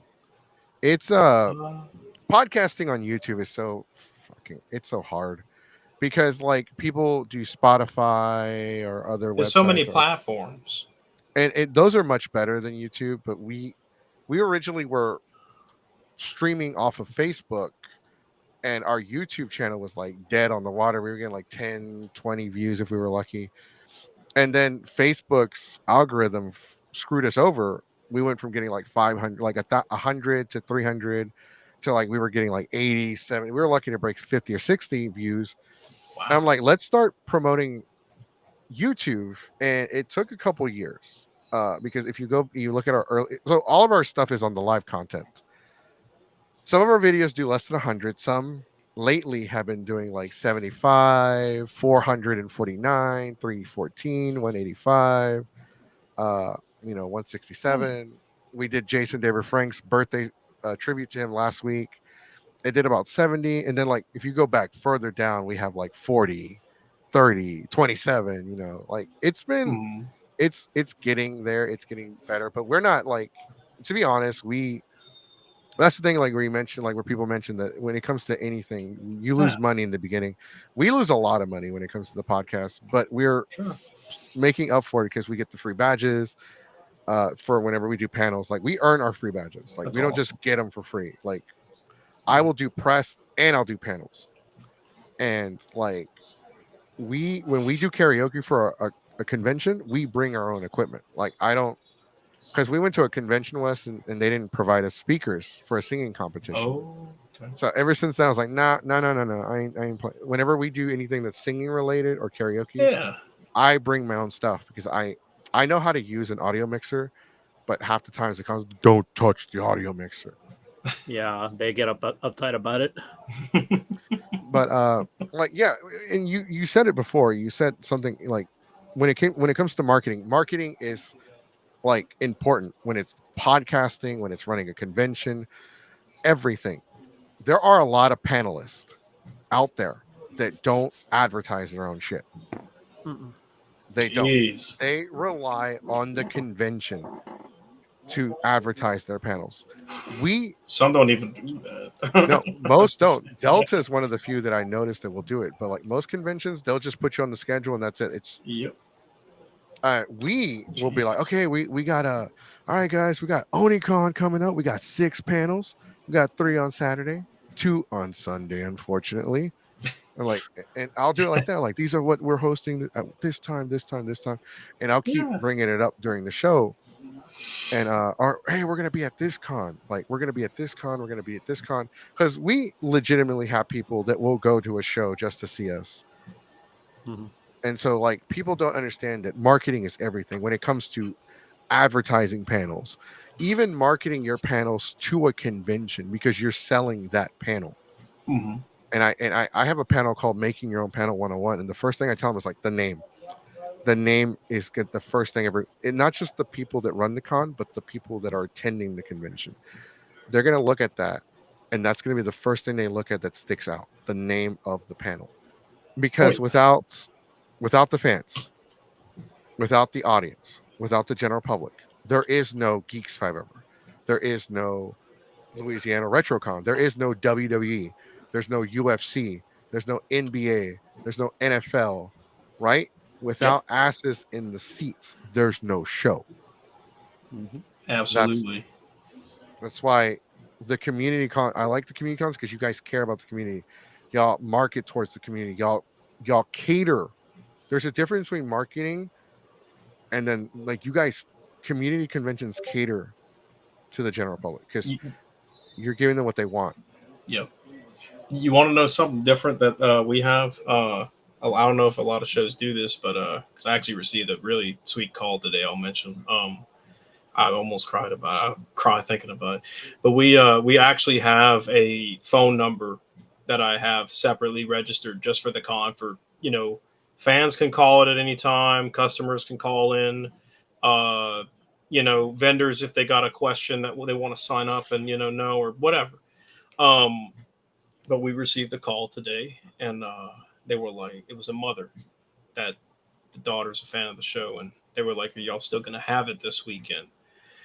And I was like, "Well, we're still gonna do it as planned. It's just it's hard right now to say because everybody's going crazy over this. It was a small category storm, and it doesn't look like it'll go crazy. But I don't know what'll happen in the next 48 hours. But I was like, we're still gonna do this, and she was like, "Well, I just wanted to know because she was like, I have this have an autistic daughter, and she was like, she doesn't really latch on to a lot of things, but the few things she does, she loves a lot." And she was like, uh, your convention is one of the things that she cares about the most, and she's just really hoping that it happens this weekend. She just can't wait to come back. She loved the spring show, and I just like I was almost tears, man. Like it's just like I said, it's very family friendly. I'm a big kid.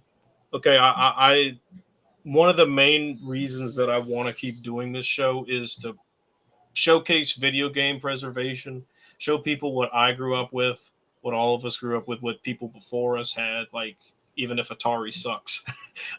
Just show the history of physical media before one day it all deteriorates from disc rot or just general deterioration. So just hearing that from the mind of a child, an innocent child, that they appreciate what you do just means a lot because I didn't have all this growing up. It was like you were the outcast sitting in the corner, and just seeing that people appreciate it that much, that's enough for me. It's a Yep. very thankless job, and a lot of Sage Con owners have told me that. Mhm. And so when somebody just says that, like, that's it's life changing. You're right though I'm about just the grateful. whole. You're right about it being a thankless job. Like when it comes to any industry whatsoever, whether you're an entertainer, whether you are a producer, whether Yeah. you're the owner, people it's always like people are so quick to complain, to bitch about the littlest things, right? Mm-hmm. But it's like when you hear about it, when you hear about the good, it makes you feel better. Like, yeah, every convention has problems. There's no, like, we have a, like, even though our rating system is from 0 to 10, there is no convention in the world that will ever get a 10 from us. Yeah, it's like not every con is perfect, you know. No, that's very hard to do. And so, Absolutely. like, yeah, it is a thankless job. And like, there's so much that, like, I would love to run a Geeks 5 Ever convention That would be so cool. because we are, like, we've had people complain about the channel, like, oh, why is it called Geeks 5 Ever? Why don't, like, because my original stage name was Anime Unrated, and they're like, why don't you call the channel that? I'm like, because we're not an anime channel, Yeah. we're a geek channel. It's a difference. Like, oh, well, why? Like, because geek is more broad, like there's more to Right. explore, and Absolutely. with anime it's just strictly anime. But we, like, oh, god damn, I lost my train of thought. It's okay. It's okay. No, but, like, it's a lot of work. Like, I would love to run a Geeks Fiber convention, I really would, but I worked with the owner of Kamikaze Con that was in Houston years ago, Mark, and he quit the convention, and he stopped hosting the convention, not because of financial, well, it kind of was a financial decision, but it was more of a, he wanted to be there for his family. Because I'm sorry, Mark, if you're watching the show, they were going to have another child, and Mhm. instead of putting his wife through the stress of running a convention, he decided to just let the convention go, Oh, okay.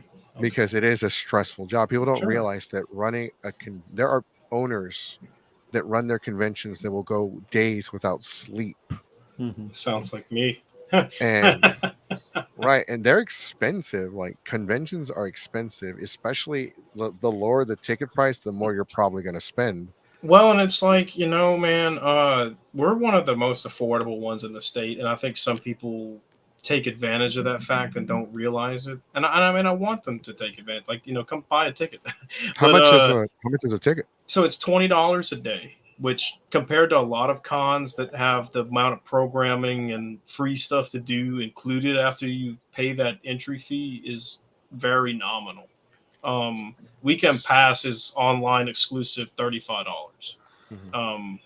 I'm just saying, a lot of big shows you're gonna pay double or triple that sometimes.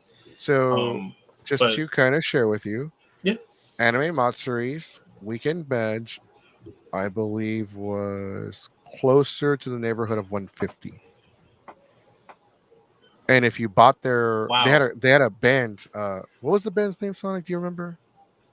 Something I Heart Bananas or some shit like that. No, it was It was a like a K-pop. pop. Yeah, it was like a. I think it was either a Okay. J-pop or a K-pop band. I forgot the name of it. Something Love. And I know the name Love was in it. Okay. So the concert, they had a VIP ticket for the band that was not a part of the VIP badge.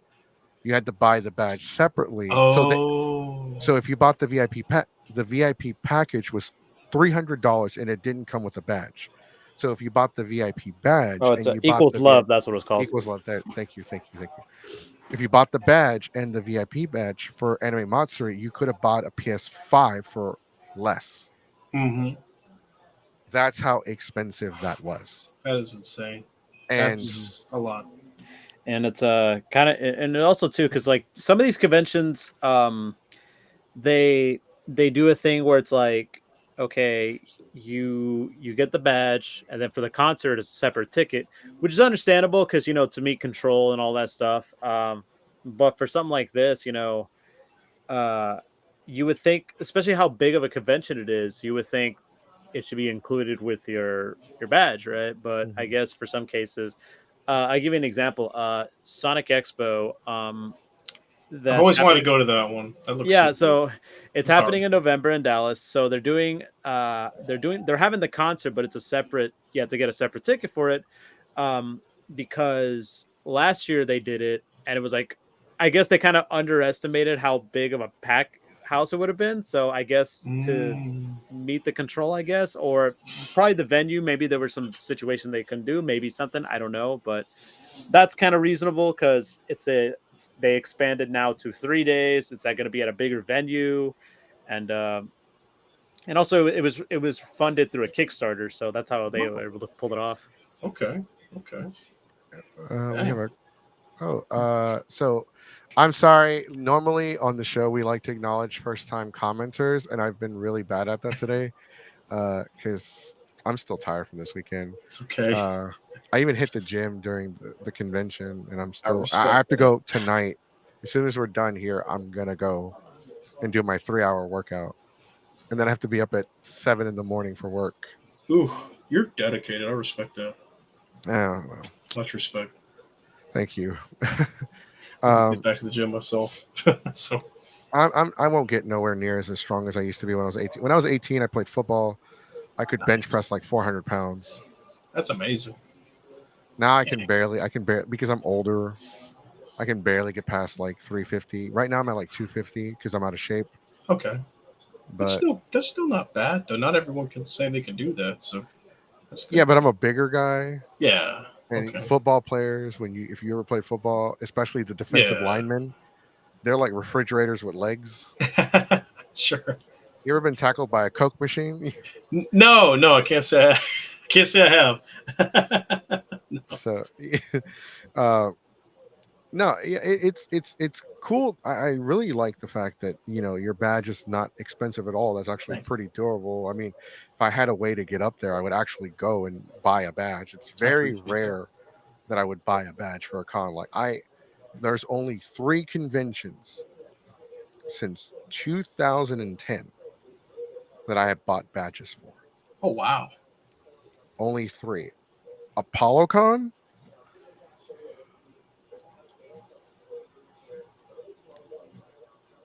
maybe ApolloCon 3 times. Okay. Okay. Apollocon. Right. So it's real. And here's the thing. So I was talking to Anime Tyler, Texas, because we want to work with them. Hmm. They're doing a family-friendly convention. Even though we Nice. do adult content, I can respect that because, for one, I'm a parent. Sure. My kid's 5. She's going to be 6 in April. You're doing a family-friendly convention. And look, we have a lot of adult conventions. We have Ecchi Expo, Ecchi Fiesta. We have UshiCon. This is in Texas alone. Yes, the adult conventions are great because it's a space that we can be an adult. But I can't take my kid with me. I can't. Well, I couldn't take her anyway because, for one, I only get her on the weekends. But if you're a parent, if you have a family, if you have 2 kids and and a partner, you can't take your kids to that con. You're gonna have to leave them with grandma or a babysitter or like something, or not go to the convention at all. Yeah, it actually gatekeeps some people, unfortunately, when you limitate the age gap, and that's something that I took into account when I started this. Now we do have, I will say, we started last March 2024. We do the nightlife. We have a small. It's small though. It's a little quaint bar after party in the same hotel where we get the room block. And it's like only 2 minutes from the venue. So everyone gets the room discount, and then I like safety. I've always been big on safety. Hell, if I had the time to work another job, I'd be great as a safety officer, probably at a job. But so if somebody would go drink or something, they can just go mosey up to their room, and there's no issue. They're not having to drive somewhere. I take a lot of these things into account. Safety is important, inclusivity is important, and I feel like some people might not realize. Yeah, if you limitate and not allow the whole family to come to the show, you're actually losing customers. You are, because you can take the kids to the con and be like, all right, Timmy, time for bed. Daddy's gonna go drink some milk. That's what we call alcohol. Absolutely. But like the adult conventions are great, but it's a limited market, and there's a reason why companies, big billion-dollar corporations like the WWE, for example. 'Cause I like to use them as a good example. There's a reason why their shows are family friendly, because Mhm. kids are the one. When you can take the whole family, you're going to spend a lot more money Oh yeah, because the absolutely. kids they want stuff, they want Yeah, shit. they want merch, goodies. Absolutely. It's like, oh well, I bought him like a $30 shirt here and there, yeah, but oh, I bought myself like this guy spent $500 on this figurine, but this guy bought his kids a bunch of $30 shirts, yeah, but he probably bought the shirts from multiple vendors, Oh yeah. not the same vendor. So all those vendors benefited from their purchases, where the guy that bought the $500 adult figurine only benefited one vendor. Yeah. So it's the whole thing. Like whenever I say that we need asses in seats, like because without the community, without the kids, without the teenagers, without the adults, if you're not inclusive, if you're not diverse, then you're not going to last very long. There's an anime convention that they went under fire Mhm. because they posted rules. We're only going to allow like 2,500 people in the show, and you can only cosplay anime. If you cosplay anything that's not anime, we're What? going to refuse. They're going to reject you at the door. That's They went under. that's not how you do things. I was gonna actually say it earlier, but it's perfect to say it now. To add to that, so at Louisiana RetroCon, it is the theme will always be like where Louisiana's premier video game convention at the heart and soul of it. But what's beautiful about retro is it can build off of any of things.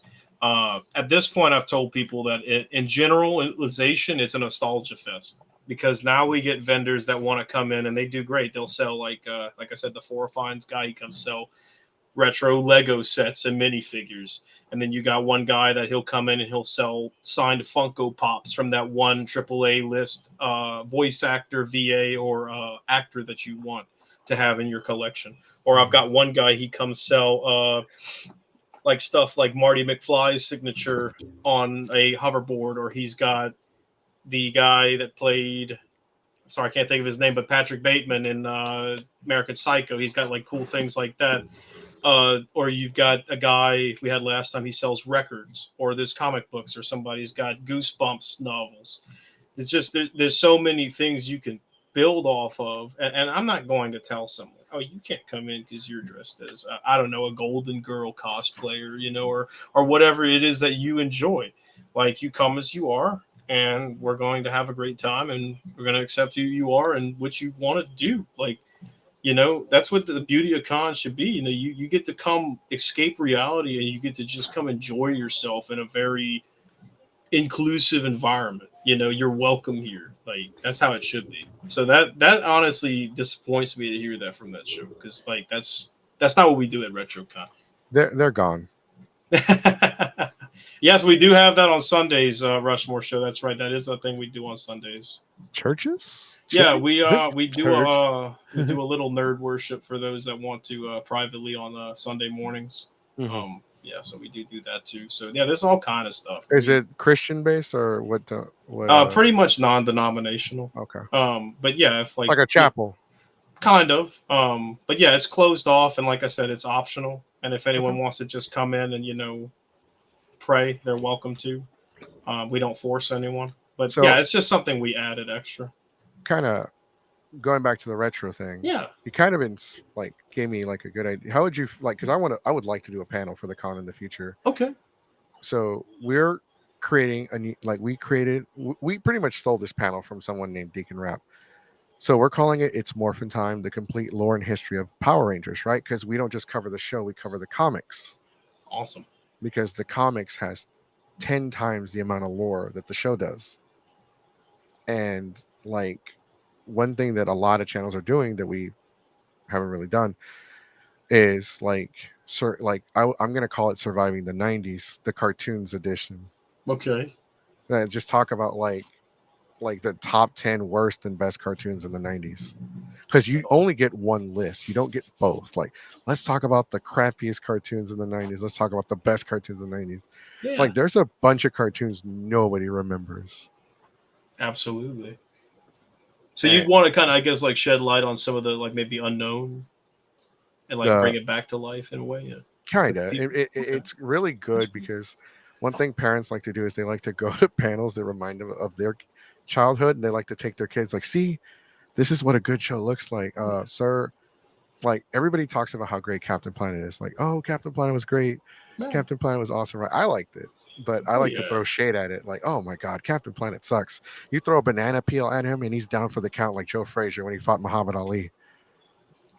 Awesome. So I like to do jokes, and like, you know, we're, like I said, I'm an entertainer. I'm always trying to come up with brand new ways to entertain. Like, Yeah. and like, that's why most chaotic panelist in all it takes. And you okay, so we have some other comments. It's in the beautiful theater. That's what Rhonda says. Yes. Yeah. So that this venue does have like a whole theater, like where you could have plays or whatever. Like it could seat about, I think, 800 to 900 people. It, so I which do see a picture here. Sorry. Sorry. Yeah, go ahead. It's okay. I do see a picture here. I'm trying to look for it before so I can share it. Okay. I think it's under the About Us.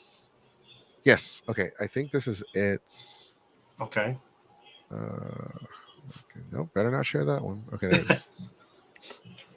Oh, because we have some behind the scenes stuff. Nah, no worries. Is it showing it? Oh, yes. Yeah. Is this the venue?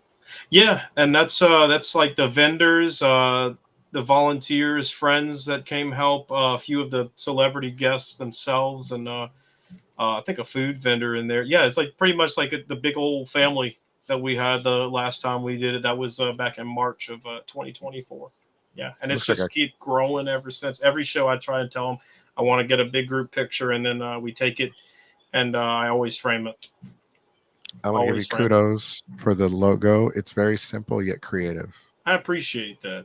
Well, I was trying to go for something that, you know, it piques the mind to where you immediately say, okay, that's a video game con. I want to go to it. I never really saw anybody think of, like, you know, using the NES and stuff incorporated. It's always SNES and it's always other stuff, you know. Immediately Super Mario Brothers came to mind. Exactly. And see, I mean, right behind me and this little guy right here at my desk. So yeah, I'm a big Mario buff. I've always loved Nintendo, and the little things I love always are, I guess, winked and nodded at in the promotion stuff. Like even our vendor announcements, the text font is actually the original GameCube's font, and that's because the GameCube is my favorite console of all time.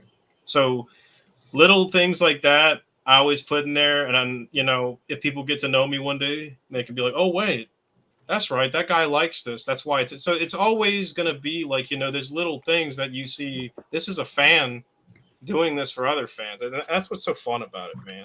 You know, like I try to elaborately think of all this stuff, and then we do themes. We always do a theme each show. It's something I started last year. We did Mario to celebrate right after the Mario movie released. Mm-hmm. And then this year has been a 10-year celebration of FNAF because it went crazy in the box office. And then it's the 10th year anniversary. But I'll be honest, I'm really excited for what we have for next year. Next year is it's a theme I'm really a fan of. This year was something like more of I'm trying to learn what other people like, and I wanted to give back to a younger crowd because I wanted to get more younger people in the door, not just my generation and that before it. So I feel like Five Nights at Freddy's brought a lot more people together, and I'm really, really grateful for that. But next year is going to be fun. We're going kind of more back to the past, and it's something that I think the fans are really going to like. I can't talk about it right now. It's exciting. So this guy Christian Stokes, yes, I swear he was in Diary of the Dead. He might have been. I'm not sure. Because have you seen the movie? I've heard of it. I just it's the George A. Romero zombie movie where it's in first person because the guy's filming it as a documentary. Is that the movie that inspired like Call of Duty Zombies? Because I know they have a map called Call of the Dead and they have George Romero as a boss. Likely, it's probably like a tribute to it. Okay, well, I was wondering. Not that movie in particular, but it was a tribute to George A. Romero as a whole. Right. Because he created the modern day zombie movie genre. Yeah. Okay. But Right. I can't say I've seen it though. I really need to check that one out. So He might have been. I'm gonna have to ask him. I see him this weekend, so he's Yeah, a really cool guy. he looks like it. Let me. Another fun fact about Stokes is he actually runs a place called the Mortuary out of New Orleans, which is a haunted house that opens up every year for Halloween. So he's a man of many coats. It's pretty cool. But he was one of the bad guys in Five Nights at Freddy's that they kind of they get they get him pretty early on. But yeah, it's It's not. That's I don't think it's him. It's not him. But he kind of looks like him. okay. Let's see. That's crazy coincidence. Let me see. Share it real quick. Maybe we don't get demonetized. It's Oh, okay. Yeah, he actually does look a lot like him. Wow. The fuck are you doing here? What the fuck are you doing here? I'm just stealing shit. But you, what's the guy with the video camera doing in the women's dorm, huh? Security! yeah, it does look like him. It's almost like you picked the perfect part because he talks about video games. That's cool. It's awesome. Oh God, I kind of want to go to ask him. Like, is that you? No, but that guy's going bald and he has hair. Never mind, it's not him. I gotta ask him for you. I'll see him. Oh, this that week. movie came out in 07, so a lot has happened in almost 15 years. Yeah, He looks. That's true. Yeah, you're right. You're right. Maybe might not be him. Then I don't know. He definitely looks younger in this picture than he does in that. What? Let me show you why real quick because I'm Yeah, on the sure. website. But what he looks like in that picture is pretty much what he looks like right now. Right here, this one. Yeah, yeah. So that's actually a stealth shot of him from the Five Nights at Freddy's film. That was his costume. He does look like him. Like It's amazing. He really does. Yeah. Oh, it's not going to show you. Okay, because I changed tabs. I forgot that it's like tab specific. Yeah, no, it does. I don't think it's him though, because maybe I don't know. Now I'm conflicted. Now I want to go, but unfortunately, we have to go set up our camp at the Texas Renaissance Festival. So I'm not even going to Anime Houston. Oh, And I gotta hit the gym with my friends, unfortunately. So I'm planning on cosplaying the Great Saiyaman from Thank you. I'm planning on cosplaying the Great Saiyaman from Dragon Ball Z. nice. And I want to like bulk up. I'm not trying to like drop too much weight though, because I'm overweight. I have a gut and everything, but I want to do the strongman. You ever seen the strongman competitions? Most of the guys in those competitions have like guts and stuff, but they can lift like a car. Yeah. That's what I want to be. I want to be able to lift a car. So you want to get the guts so you can go berserk? Like I'm making a terrible anime pun here, but yeah. No, yeah. I want to go legendary, like bro. Heck yeah. Davey is Mario. Yes, Davey is Mario. But Let's go. He's showing someone else will be wearing Mario. Yeah, so it's great that we actually I stumbled upon your Instagram. Okay. I don't remember how. I just saw it because I've been trying to branch out to Louisiana because I was already trying to branch out when I lived in Moss Bluff, and we're gonna do Cyphacon in Lake Charles. I believe that's where it is. Yeah, it's in Lake Charles, Louisiana. Yeah. We had our panels approved. We had press, but my mom was in and out of the hospital this year, so I told her I'm not gonna be able to go. Thank you. She's okay now. She's fine now. Good. That's great. So yeah, it doesn't. So thank you, Ms. Rhonda. She looked into the IMDb and it doesn't show the movie for him. Yeah, because he does kind of look like it, but the other guy's balding and older. Like the other guy looks the same age as he does now. So the other guy's definitely older. But so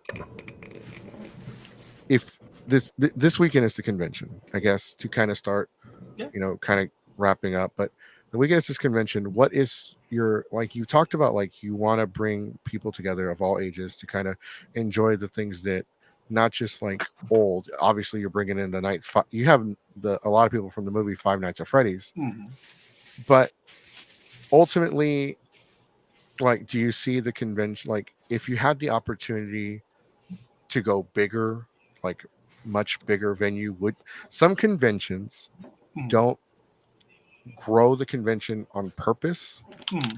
Because as many people don't realize that watch my show, I'm pretty sure that like you and all the people commenting like right now obviously know the logistics behind the show. Sure. But a lot of manpower goes into these things, a lot of security, volunteers, staff members, people.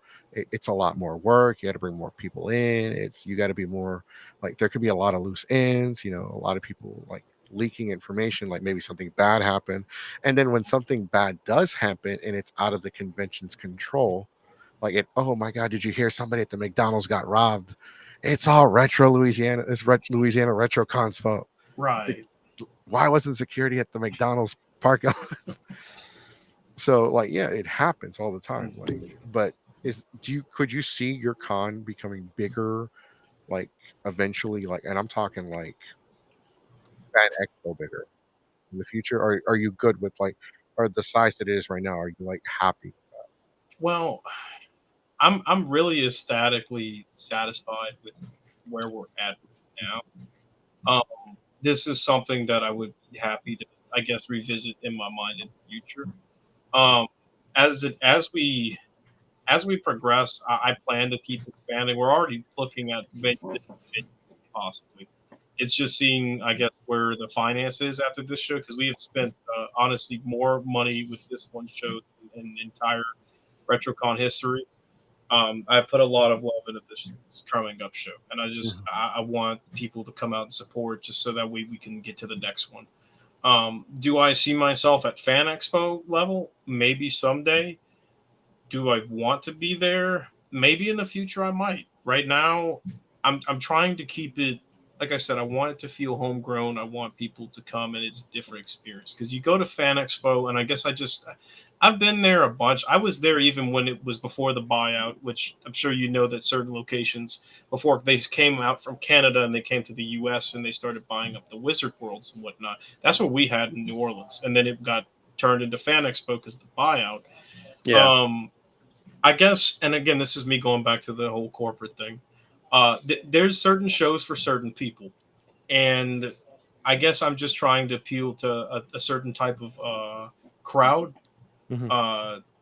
I'm obviously, trying to make it more of an expansive crowd, but I feel like people go to like those large scale shows mostly to meet celebs, and it's not as much about the experience. Mhm. And I always want it to be more about the experience. So in that regard, it might take a little longer to grow, and I'm just being realistic about it, because a lot of those big shows blow up because they're like, oh hey, I've got Jack Black coming, or oh, I've got Jeff Goldblum. Hey, how's it going, guys? I got this, and like whatever. So they got Yeah. these big guys, and you're paying good money because that's what it's about. You want to go meet that grail of an actor. You want to, and I understand that.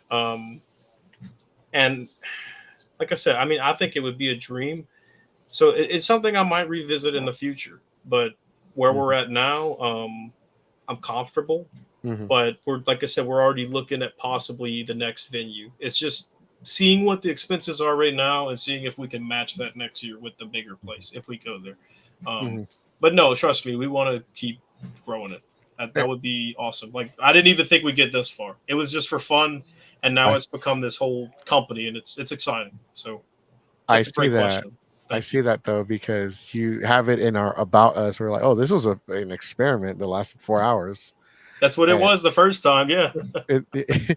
this is what it says word for word for the audience that are watching, and the replay audience. The first show was only a 4-hour test run event and was never expected to expand in such a positive way. We didn't have panels, programming. We didn't have cosplay guests, special guests. There wasn't even any food trucks outside. Some people were like, "Oh man, I'm gonna have to go to freaking McDonald's up the road because there's no food here." Like that's how it was. And but we did have like it was literally like me bringing my old video game consoles from my house and putting in the free play arcade in the beginning.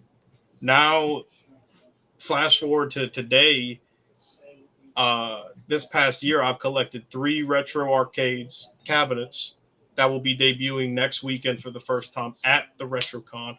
Plus, our sponsor Time Tunnel Arcades and Sales brings about 4 to 5 reconstructed classic arcades to the show, and that's all free to play. And it's just I'm indebted to the people. I'm grateful for how much they've allowed this to blossom from just a little seed to a full bouquet of roses now. And hopefully we can become a giant rose bush one day and an entire garden, if that makes sense. It's just I'm just grateful for how much it's expanded, because now we have the food trucks. We've got there's so many things now. There's even a guy inside that we have that sells organic coffee, and people kept raving over it. Like, yeah, I'm pumped. I'm not tired anymore. I gotta go get another cup of this stuff. So there's just so many intricate things involved now. And like I said, it's without the vendors, cosplayers, attendees, volunteers, fans, family, just all of them. We wouldn't, as a whole, we wouldn't be where we are today. There's no I in team. I know it's not just me. Without all these people, it wouldn't be possible. So to any of them that are watching, I'm grateful for where we're at. But you're right, though. There is no I in team. But if you rearrange the letters, it spells meat. Yeah, well, we will have meat next weekend. There's like a noodle truck that's coming. By the way, you might want to check them out. They're supposed to be moving to Texas in October, which I'm upset about. Good for you. Sucks for me. The people love them at my show, but they're a ramen noodle food truck with burrito ramen and all kind of other good stuff. You gotta next year come promote your show, and I know One Up is watching. Come promote your show at Anime Tyler, Texas, and we will find like the ghettoest taco truck in this state, and we will buy you some tacos. I appreciate that. That sounds great. I'd love the full experience. Yeah, because I was Louisiana, like people in Louisiana like season the shit out of their food, just like Mexicans do, and it's crazy because they do. Yeah, my ex, like oh man, the cooking, I miss it. High blood pressure is like such a staple here. It's crazy, and then, oh, it's so spicy. I sweat. Yeah. Oh, I love spicy food though. I would sweat it out. But like the reason why I ask you that, because like whenever we interview a con chair, like that's like the number one, like that's one of the biggest questions we get asked. Like like, hey, are you going to grow? Are you thinking about, because people don't, when you can't see behind the curtain, you can't really know for sure what goes into it. Like, oh, maybe you just don't want to. Maybe the reason why you're not growing is because you're not making the money. It's like, no, it's not always about the money. No, it's like because a bigger convention is just harder to manage. Well, it's not just that. See, part of what goes in my mind is like, okay, I'll give you a for instance. So there's a bigger city in this area called Gonzales, Louisiana. And there's a really nice center out there that people would like this to move to. A lot of the vendors want it.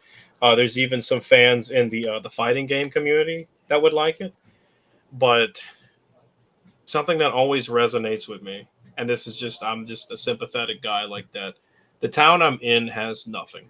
They are a small town. I brought them something. I was actually, RetroCon was like the first convention for Morgan City. They've never had anything like this. It's always been gun shows and, Boy Scout events and festivals and, little charity events. It's always been the same stuff. And so I brought them something special. And I understand people want it to grow, but it's also like you have a hot soft spot for where you started, So it's like people appreciate it here.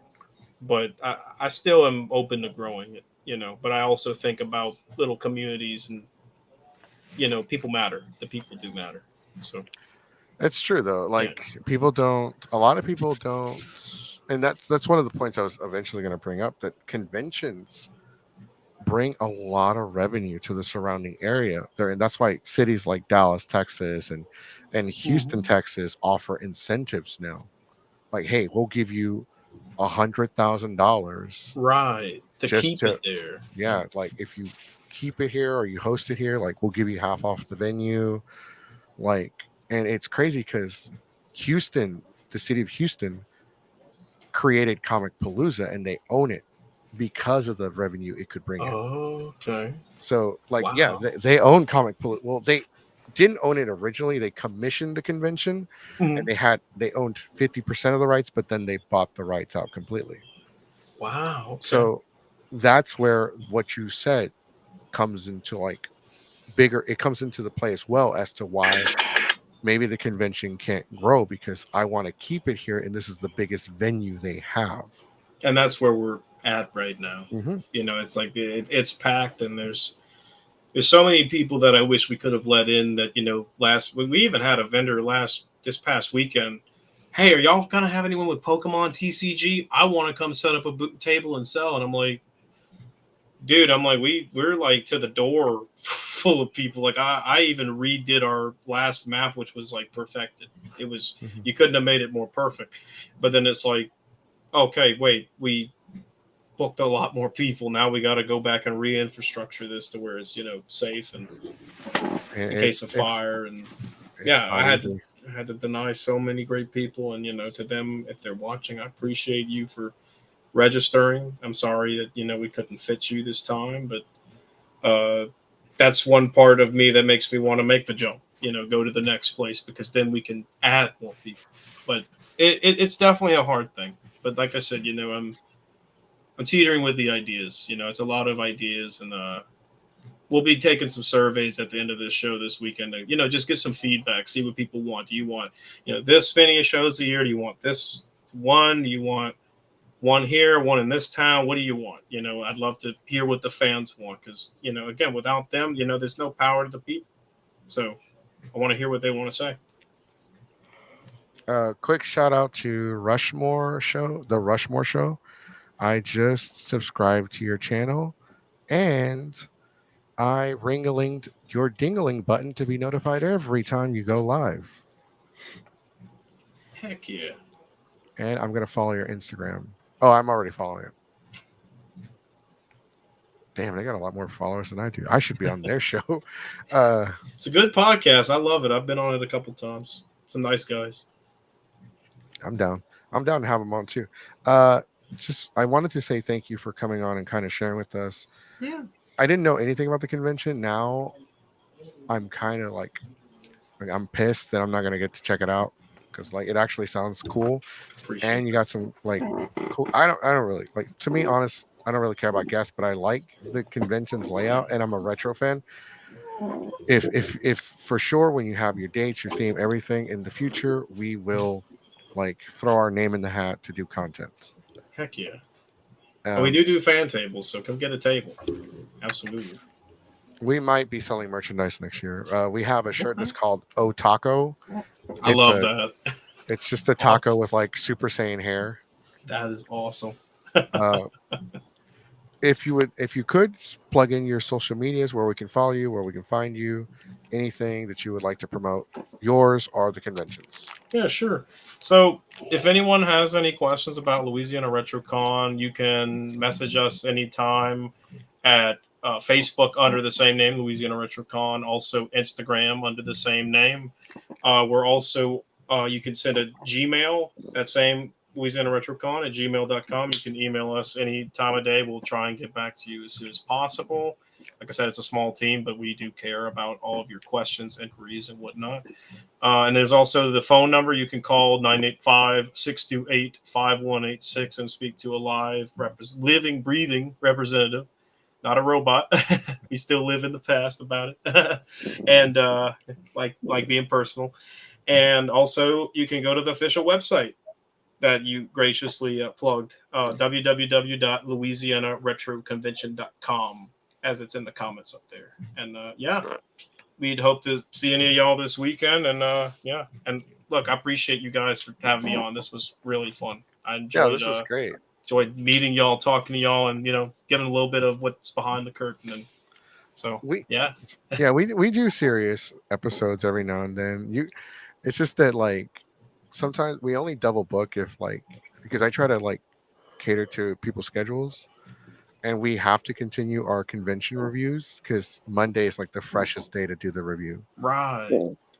Because everything's still fresh. You're still in pain. You still remember if the room stinks or not. Right. But thank you so much for joining us. Sonic, go ahead and plug away your socials. Sure. I am. You can follow me on Instagram. I am Super Saiyan Sonic. You can follow me there on Instagram. From there, I do have my link tree in the bio. So if you want to check out my other stuff, I do a lot of YouTube videos. You can follow me on Twitter. You can follow me on Discord, whatever.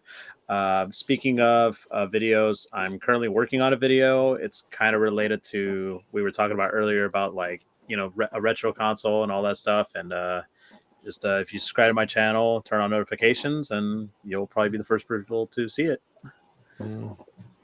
All right. Thank you. All right, guys. Make sure you follow us on Instagram, YouTube, Twitch, Facebook, the tweeters, the book of the faces, the use of the tubes, fan fiction. No, I'm kidding. Not that last one.